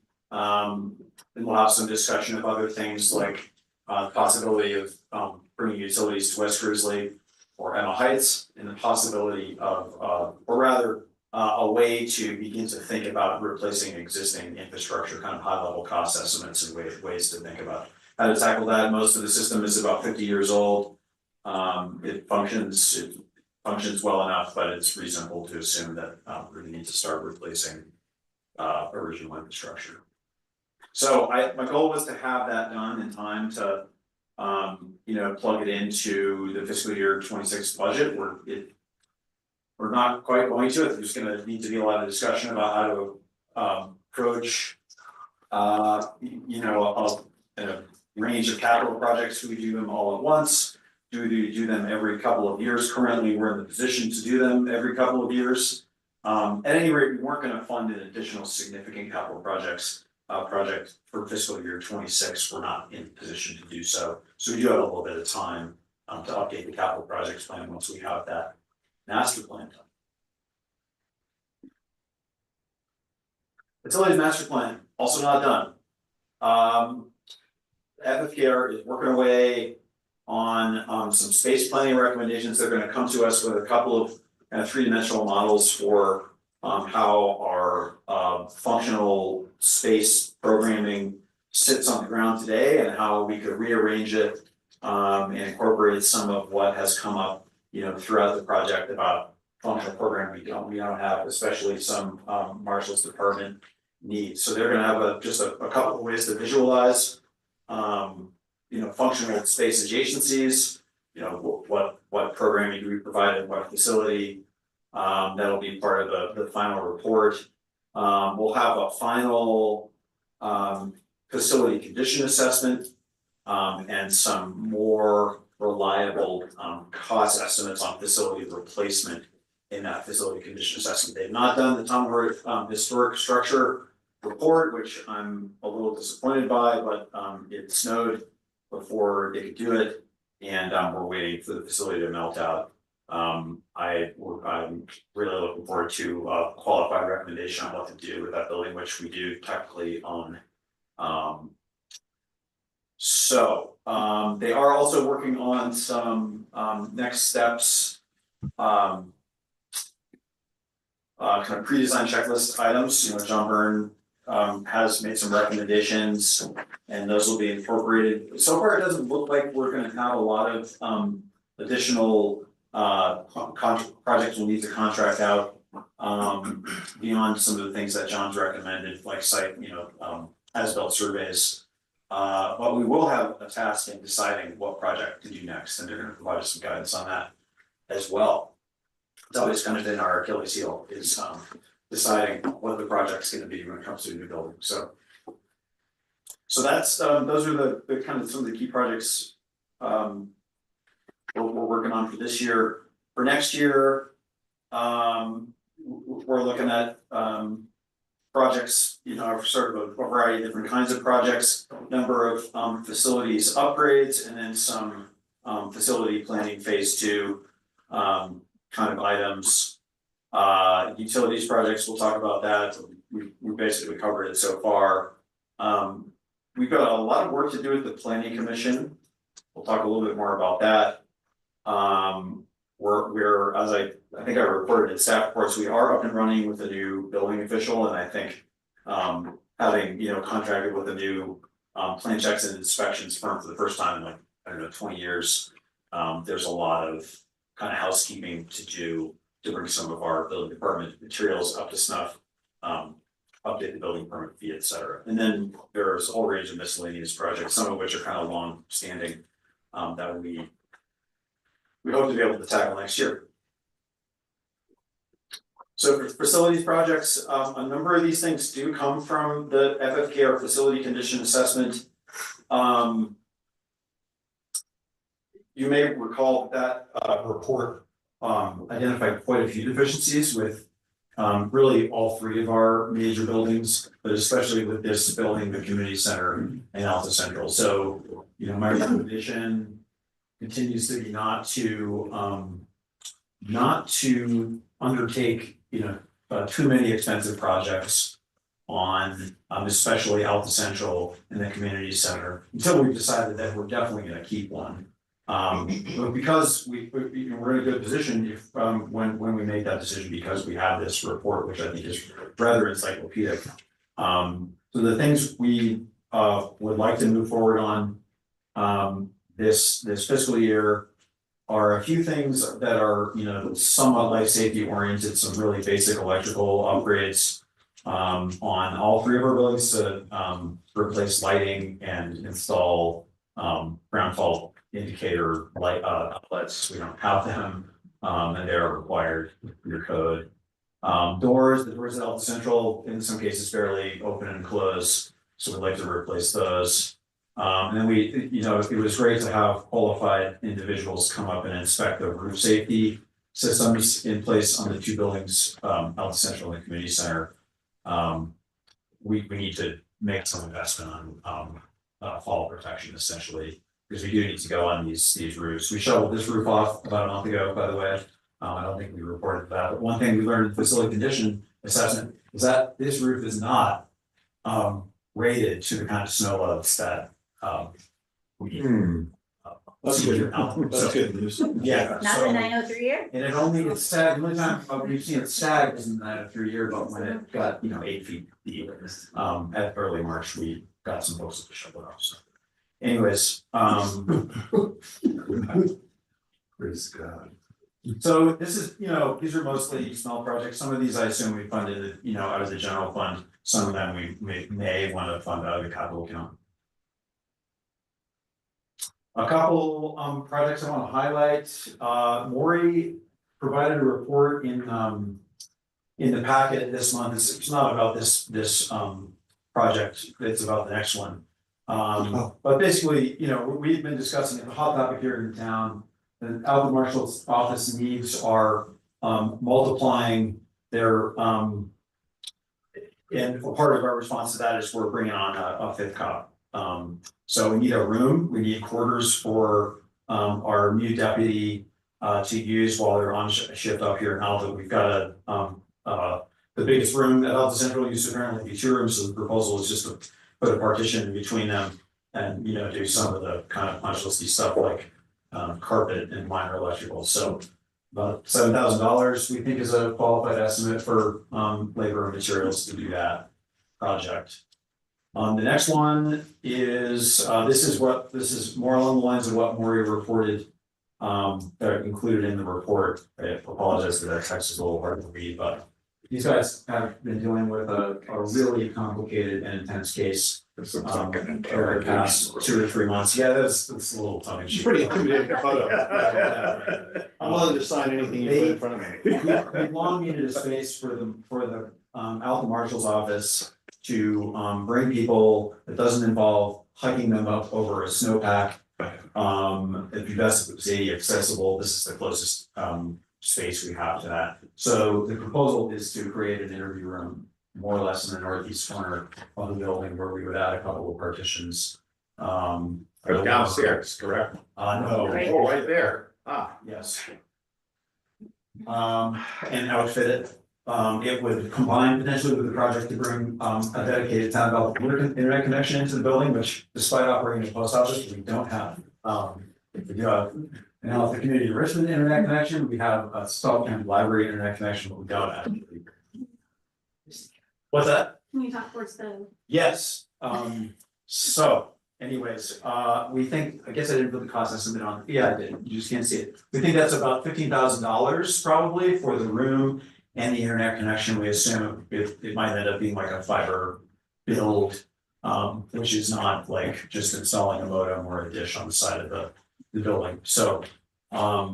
Anyways, that's another kind of standout facilities project to meet existing functional deficiencies. So on the facility planning, for next year.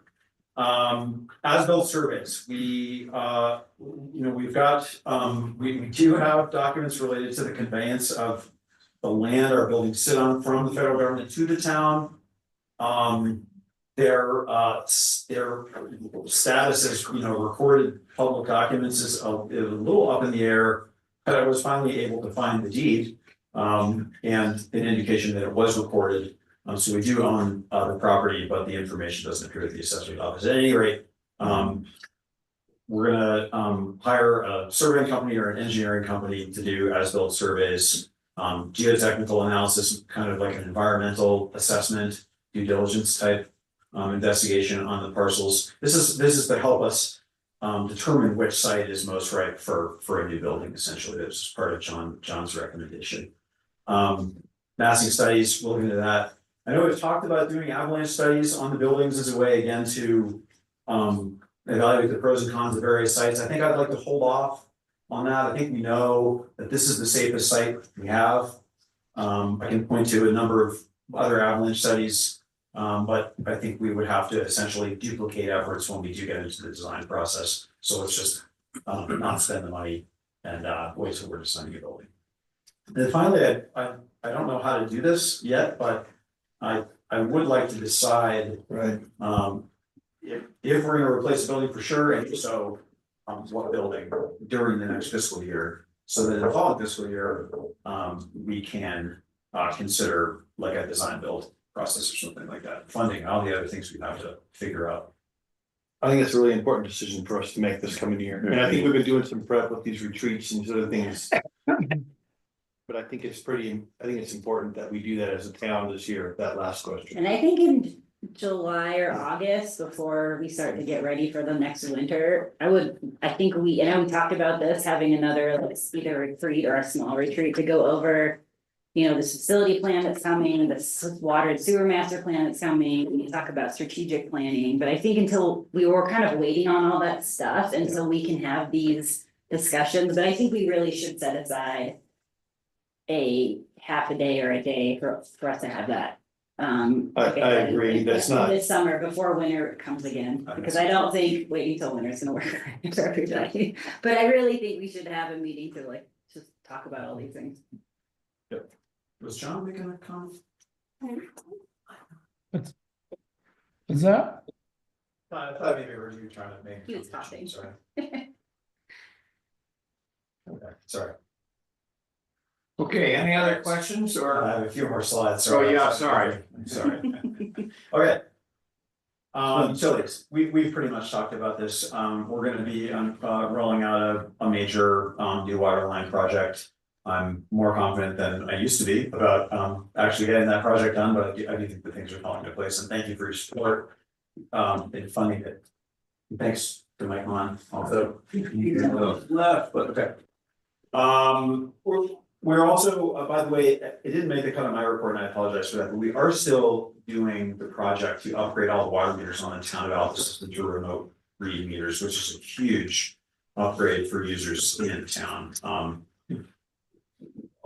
Plumbing is a challenge in Alta, and I think it's been a little bit more complex to roll out some of those upgrades. But we do have to get the bulk of the remaining installs done this summer.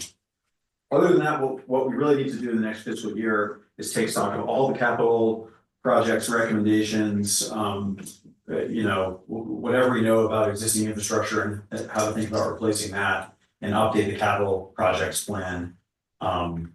More fulsomely with those recommendations. So that's, that'll be a lift in and of itself, just to decide what to do in the future.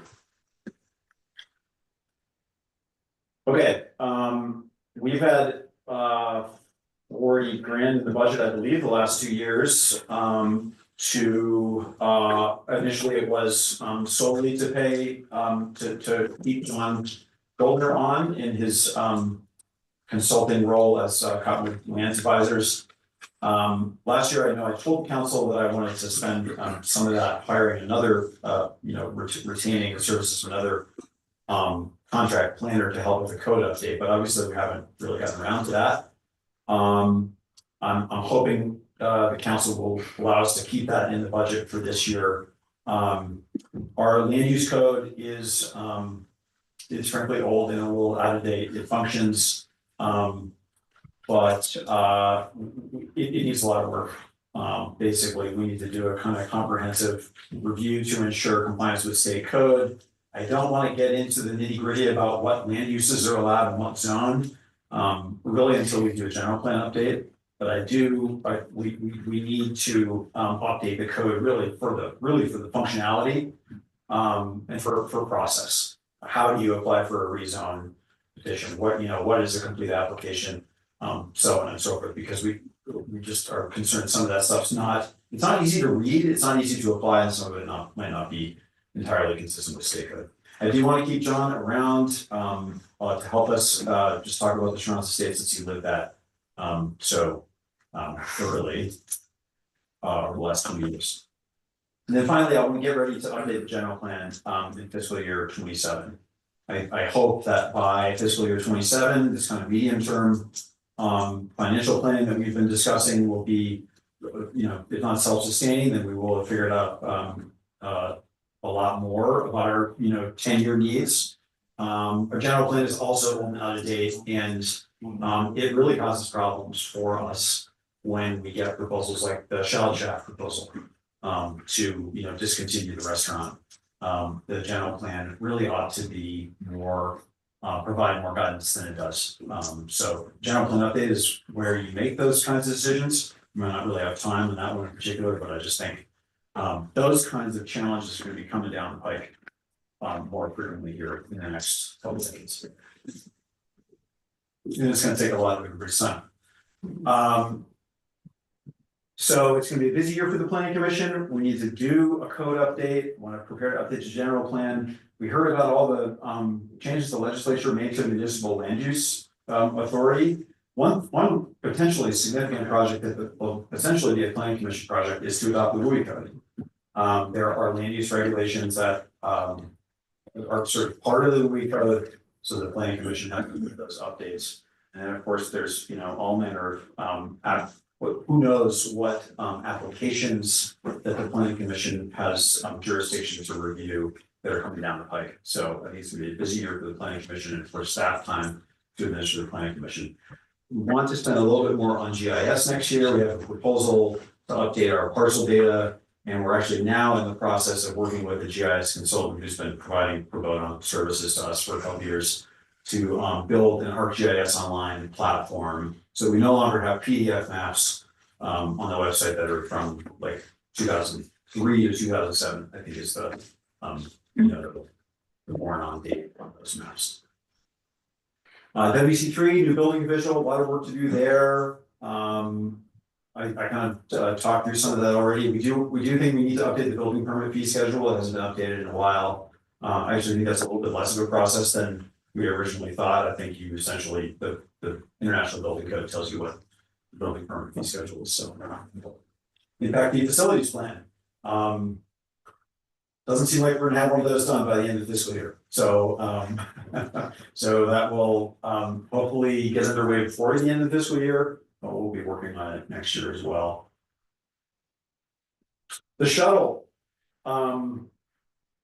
Shuttle is one of the biggest, single expenses in the town budget, something like $250,000 this year. We fund about half of it, and the rest of it comes from contributions. So far in our budget outlook, we assume it's going to be more or less the same program, but obviously there are other changes that may or may not occur that affect the shuttle. We know that UTA has been approached about adding service to Albion. I don't know what the status of that is, but essentially it could hinge on what UTA service is, and if there's more UTA service, then maybe we don't need to fund the town shuttle, which is one of the three sort of service programs that we operate. We haven't increased the residential properties that contribute to the program haven't increased contributions in over 10 years, maybe since they started. So if there's one place where we could increase revenues, could potentially be to ask residential properties to make larger contributions. Finally, I think if the shuttle becomes a rub on the budget, that it is a place where we can cut funding. We can cut the program. It's really popular. We have a ton of riders on it, provides a lot of benefit. But we've got a lot of needs, obviously. So I think we need to keep that in our sights as one of the levers in the budget that we can pull. The handbook. I know we've talked a little bit about the employee handbook. We haven't had a new handbook in 9 years. Molly and Jen have developed more or less a complete draft handbook update. It's like 35 pages long, which is kind of wild to contemplate for an organization with 12 FTEs, but more than that, yeah. But that's something that previously, I believe, staff would develop, run through legal counsel, and the mayor would approve. I don't think that's the way it happens at local governments in 2025. So I do assume that this is going to be a matter of council discussion and approval for a variety of reasons, especially that it has budget impact. There is information about compensation and benefits in there. So the council needs to have input on. And that's another huge project. A ton of work's gone into it already, and it's going to take some more work.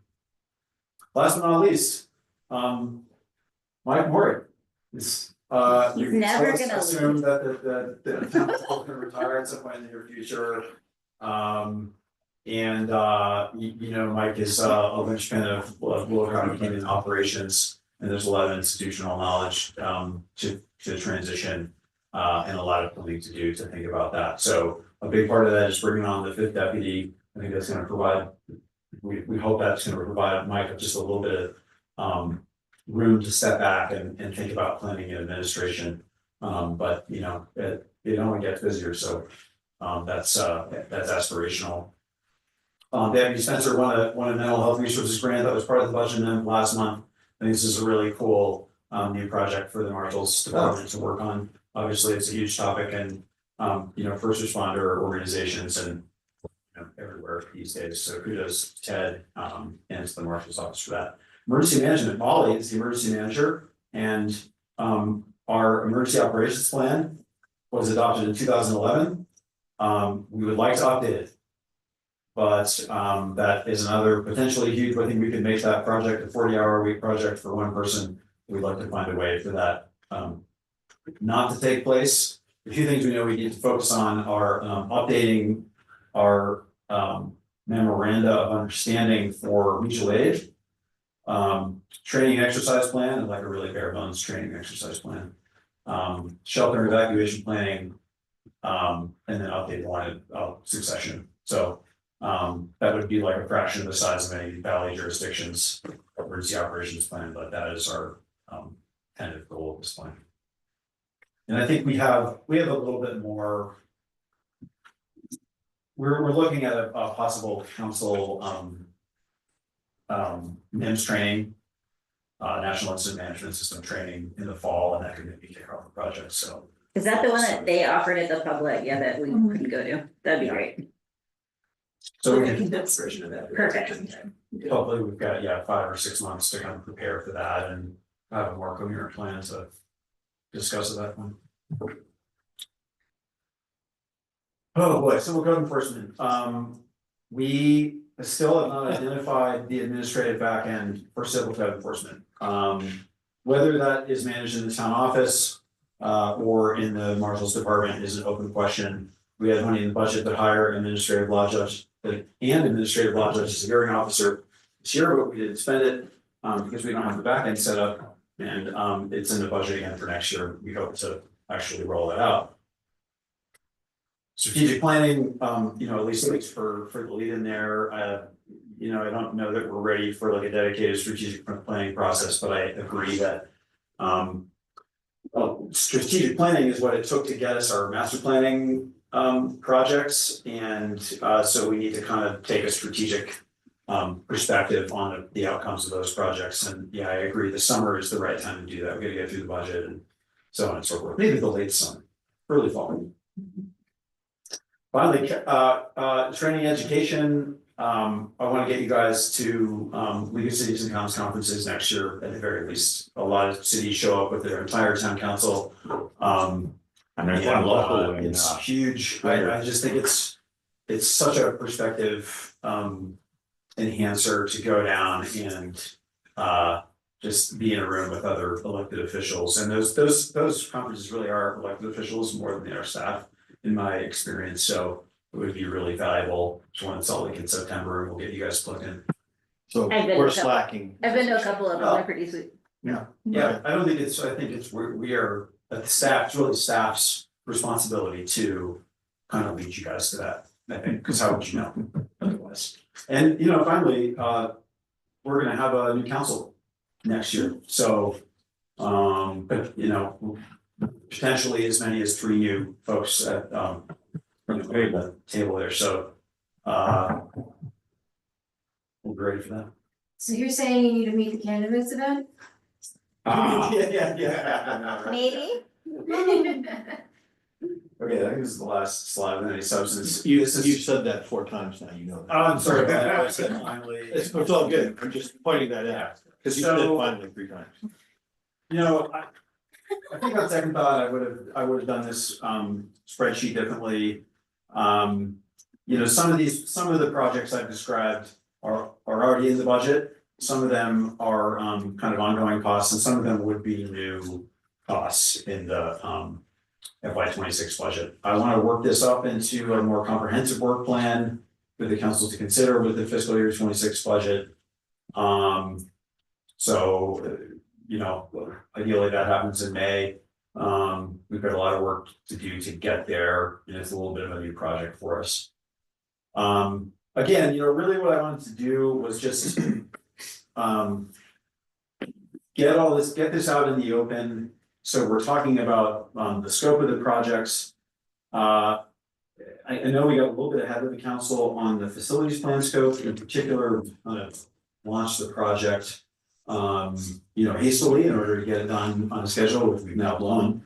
And I don't want to do that again because you know, I think the outcome would have maybe been more valuable if you all had participated in writing it. So anyway, that was the spirit of this presentation.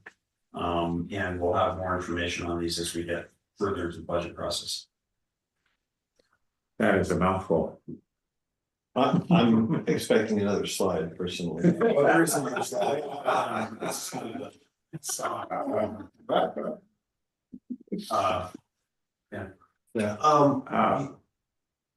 I'd like to get any input from the council. John or Carolyn, if you're still with us, Carolyn? I don't think we have Carolyn anymore. Yeah, I think she's She's like 3 o'clock in the morning. yeah, John? Yeah, I'm hanging in there, my knee is exploding over here. The only thing I would note is that I don't see anything about OLS. So are we making a plan for buying OLS? What is our plan? I think we're in state at the moment. I think it sounds like we need to maybe try to, you know, if Sarah's requested maybe a public meeting, we need to get that planned. Yeah, and I think that's definitely taken for action, and I think that's part of that next step, John, because I don't think it was far enough along to say that it's a plan. Yeah, I mean, it seems like we told the staff that we were interested in them exploring the purchase of it.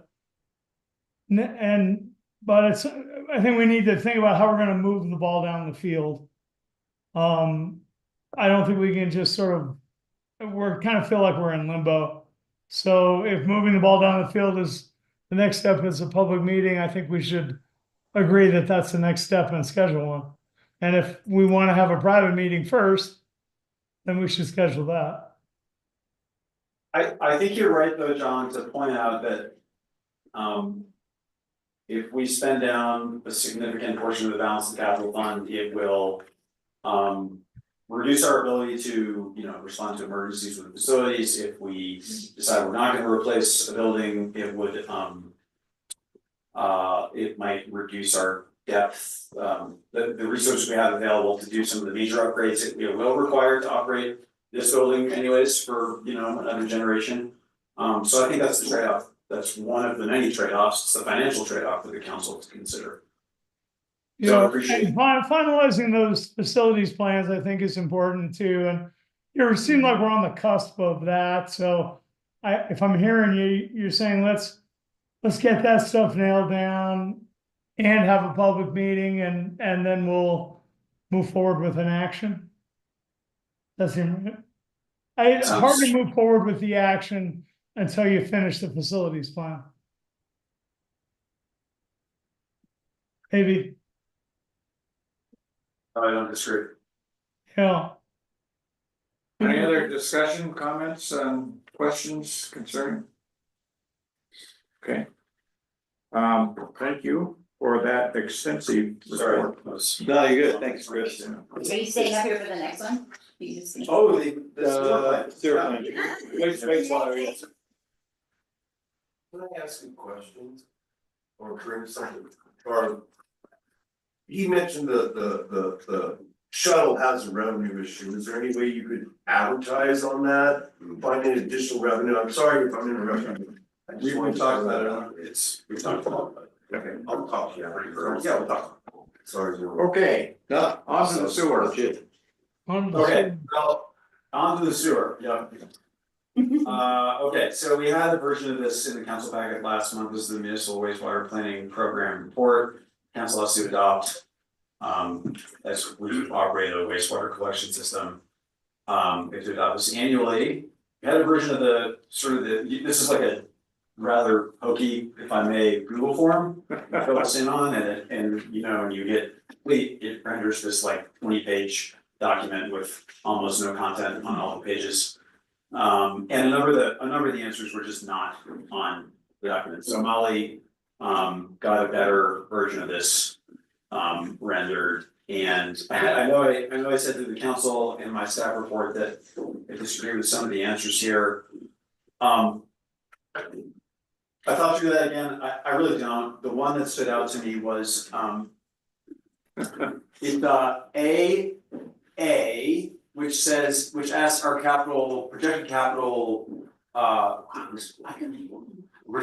improvements reserve funds sufficient for the next 5 years. I did not recall having made that determination definitively, but Steve reminded me we actually had. And I looked at our capital account. I looked at our sewer fund, our sewer rate tool that John worked up for us, and found that we are projecting. We essentially we're going to have the money. We're going to have the fund balance to do a $500,000 sewer project in fiscal year 27, which is what our capital projects plan says we are. Now, caveat is that we don't actually know whether fixing the SAG and the gold miners lot is going to cost $500,000, could cost $250,000, could cost $250,000. We just don't know yet. But for now, the capital projects plan is in line with our essentially our rate projection. So I'm comfortable with that answer, and that was really the big outlier. So I don't have anything more to add about this report. I think we discussed it last month. Steve's not here. I'm sure he would pick up the phone. We have more questions for him, but I recommend we just adopt it. Unless you have any questions. I recognize this farm from 5 years. It's an exciting form. Super exciting. Yeah. It's a really simple system. There's no treatment. It's a mile of pipe. It's pretty steep. There's really nothing mechanical in it other than the flume. It's 50 years old, but it's in pretty good shape. The Cotton Improvement District concurs, and it's mostly concurs. And we don't use that much of it. So. Yeah, we have an appropriate rate schedule that's supporting the future. I think they have a pretty good idea of what we need to charge, and the charges have been reasonable, growing at 3 or 4% per year. I think we're doing a good job on this one. Hey, John. Well, I move that we adopt municipal wastewater sewer planning program for 2024. Second. Any further discussion? All in favor? Aye? Aye. Yes. Aye. Yes. 4 for 4. Okay, discussion of possible action to adopt the 2025 R8 resolution regarding fireworks restrictions. No, for the budget. Budget committee. Budget committee. Oh, no, sorry. Oh, yeah. Yeah. I guess I'll stay up here. Stay up there, Chris. Stay right there. So, I don't know, maybe Jen might have something to add, but we.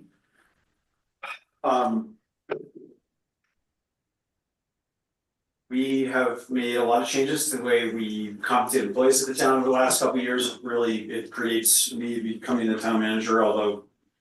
Well, really, it started under Harris, but it really gained steam and formalized about 3 years ago. And our means of doing that was hiring a consultant who does public sector compensation benchmarking. He provides those services for, it seems to me, a majority or perhaps a vast majority of public entities in the state of Utah. So that's our database. And it is a really cool and comprehensive tool. We developed it, I guess, in hindsight, it seems like maybe in a hurry. And we knew that we needed to take action to change course in the way we compensated in order to retain employees, basically, and be competitive to hire for long, positions that have been filled by the same person for a long time and became vacant.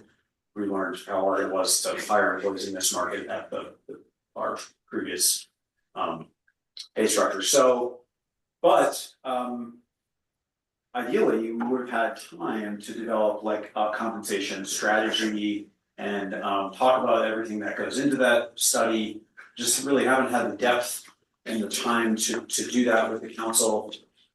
We've talked a little bit about having a compensation committee. I think our take on that is that we prefer not to have another committee if we could get away with it. So what we came up with is formally empowering the budget committee to recommend compensation strategy, on a long-term basis or an annual basis to the council. So that's what this resolution does, and the attachment to it is an amended budget committee charter. Yeah, I thought the dialogue was good, and I think the essence for keeping them combined or inserting that into there and not adding another committee. Yes. Was a pretty smart thing to do, and I thought the verbiage was great.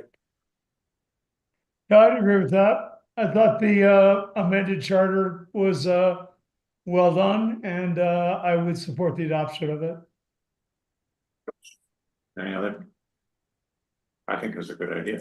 Then I move we adopt resolution 2025-R-7, updating the budget committee charter thusly. And since this is a resolution, we have to have a roll call. We do, and we need a second. I'll second it. Please do. Roll call. Councilmember Morgan, Yes. Councilmember Schilling. Councilmember Byrne, Yes. Mayor Burke. Yes. Motion passes. Thank you. Okay. Next, discussion of possible action to adopt Fireworks. 2025-R-8 regarding fireworks restrictions. This is the annual requirement that the legislature makes us pass if we want to regulate fireworks over July 4th, 24th. Yeah. Christmas Eve and Chinese New Year, or New Year's Eve and Chinese New Year, but generally fireworks not a problem up here. So it's just for July holidays. We have to pass it and notify the county by May 1st. Okay, and we disallow fireworks in our town. Correct. Our wording is the same as last year. Nothing's changed. Yes, so state law only allows them for certain periods around the 24th and the 4th of July. Right.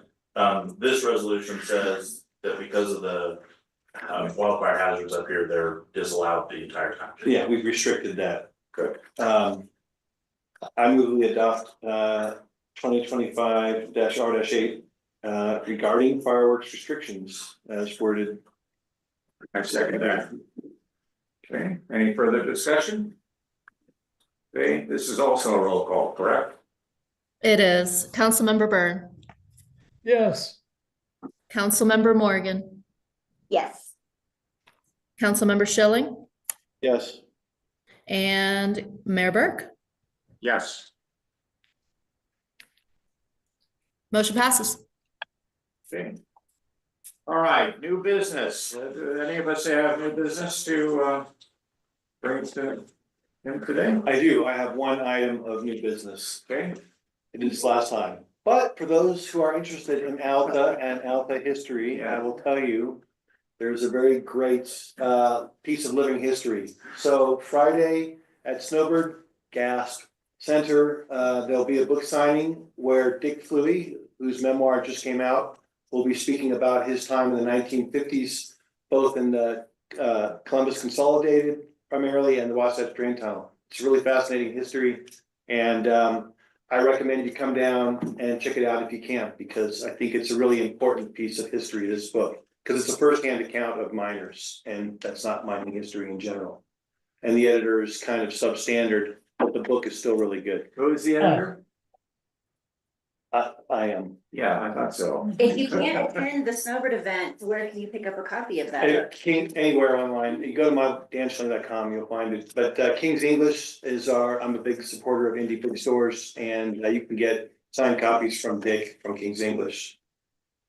And I think this book will stand the test of time and in some ways replace The Lady in the Ore Bucket as the standard little cottonwood book of preference for reading. The stories are brilliant. Wow, That's It's a pretty big so claim. funny. That's a It big is a pretty hurdle. big claim, and Yeah. I've been wrong many times in my life. Okay, any other new business? Hearing none. We will discuss possible action to commence a closed storage hearing and discuss a matter authorized by the Utah Code Section 52-4-205-1A.